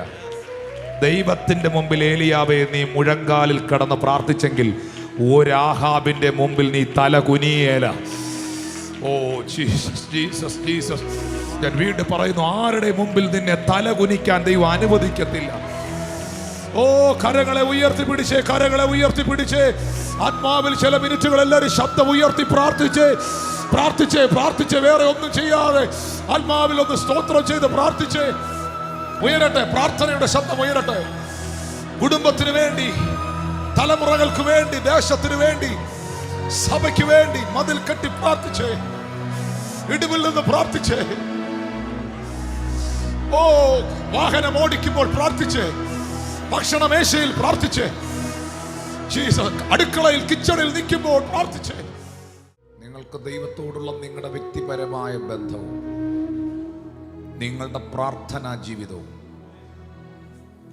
വളരെ ആഴത്തിലേക്ക് ആഴത്തിലേക്ക് ആഴത്തിലേക്ക് കടന്നു വരുമെങ്കിൽ, ഒറ്റയ്ക്ക് നിൽക്കേണ്ടി വന്നാലും, ഒരു ബാക്ക് സപ്പോർട്ടും നിന്റെ വീട്ടിലില്ലെങ്കിലും, നിന്റെ പ്രാർത്ഥനയ്ക്ക് ഒരു പിന്തുണകളുമില്ലെങ്കിലും, കർമ്മേലിന്റെ മലമുകളിൽ ഏലിയാവ് ഒറ്റയ്ക്ക് നിൽക്കേണ്ടി വന്നതുപോലെ നിൽക്കേണ്ടി വന്നാലും നീയേ ജയിക്കത്തുള്ളൂ.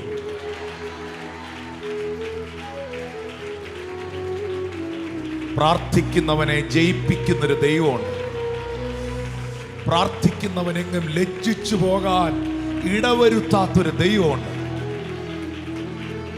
പ്രാർത്ഥിക്കുന്നവനൊരു പരാജയമാകാൻ അനുവദിക്കാത്തൊരു ദൈവമുണ്ട്. പ്രാർത്ഥനയിൽ ആരംഭിച്ച യേശു ക്രിസ്തു പ്രാർത്ഥനയിൽ പ്രവർത്തിച്ച യേശു ക്രിസ്തു, പ്രാർത്ഥനയിൽ വ്യഥകളെ വേദനകളെ നേരിട്ട യേശു ക്രിസ്തു, ആത്മാവിനെ പ്രാർത്ഥനയിൽ പിതാവിന്റെ തൃക്കരങ്ങളിൽ ഏൽപ്പിച്ച യേശു ക്രിസ്തു, യഹൂദന്മാർ കരുതി, പ്രമാണികൾ കരുതി അവൻ അവസാനിച്ചെന്ന്. പ്രാർത്ഥിച്ചവനെ കല്ലറകൾ കൊതുക്കാൻ കഴിഞ്ഞില്ല. അവൻ മരണത്തെ ജയിച്ച് മൂന്നാം നാൾ ഉയർത്തെഴുന്നേറ്റു. ഇന്നും തൻ്റെ നാമത്തിൽ അപേക്ഷിക്കുന്നവർക്ക് വേണ്ടി അവൻ അത്ഭുതങ്ങളെ ചെയ്യുന്നു, അവൻ പ്രവർത്തിക്കുന്നു. നീ തകർന്നു പോകാൻ ദൈവം അനുവദിക്കത്തില്ല. നിന്റെ കുടുംബം തകർന്നു പോകാൻ ദൈവം അനുവദിക്കത്തില്ല. പ്രാർത്ഥിക്കുന്ന നിന്റെ കുഞ്ഞുങ്ങൾ തെറ്റിപ്പോകാൻ ദൈവം അനുവദിക്കത്തില്ല. നിനക്ക് നഷ്ടപ്പെട്ടതെല്ലാം കർത്താവ് നിന്റെ ജീവിതത്തിലൂടെ തിരിച്ചു കൊണ്ടുവരും. പ്രവാചകൻ കണ്ടത് തന്നോട് ശിഷ്യൻ അറിയിക്കുന്ന ചെറിയ ഒരു കൈപ്പത്തിയാണ്, ചെറിയ ഒരു മേഘമാണ്. പ്രാർത്ഥനയുടെ മറുപടി ചെറുതായി പോയോ, പ്രാർത്ഥനയുടെ മറുപടി വൈകുന്നത് എന്ത് എന്ന് സാഹചര്യങ്ങൾ നിന്നെ ചിന്തിപ്പിച്ചേക്കാം. പക്ഷേ പെയ്തത് വൻമഴയാണ്, വൻമഴയാണ്.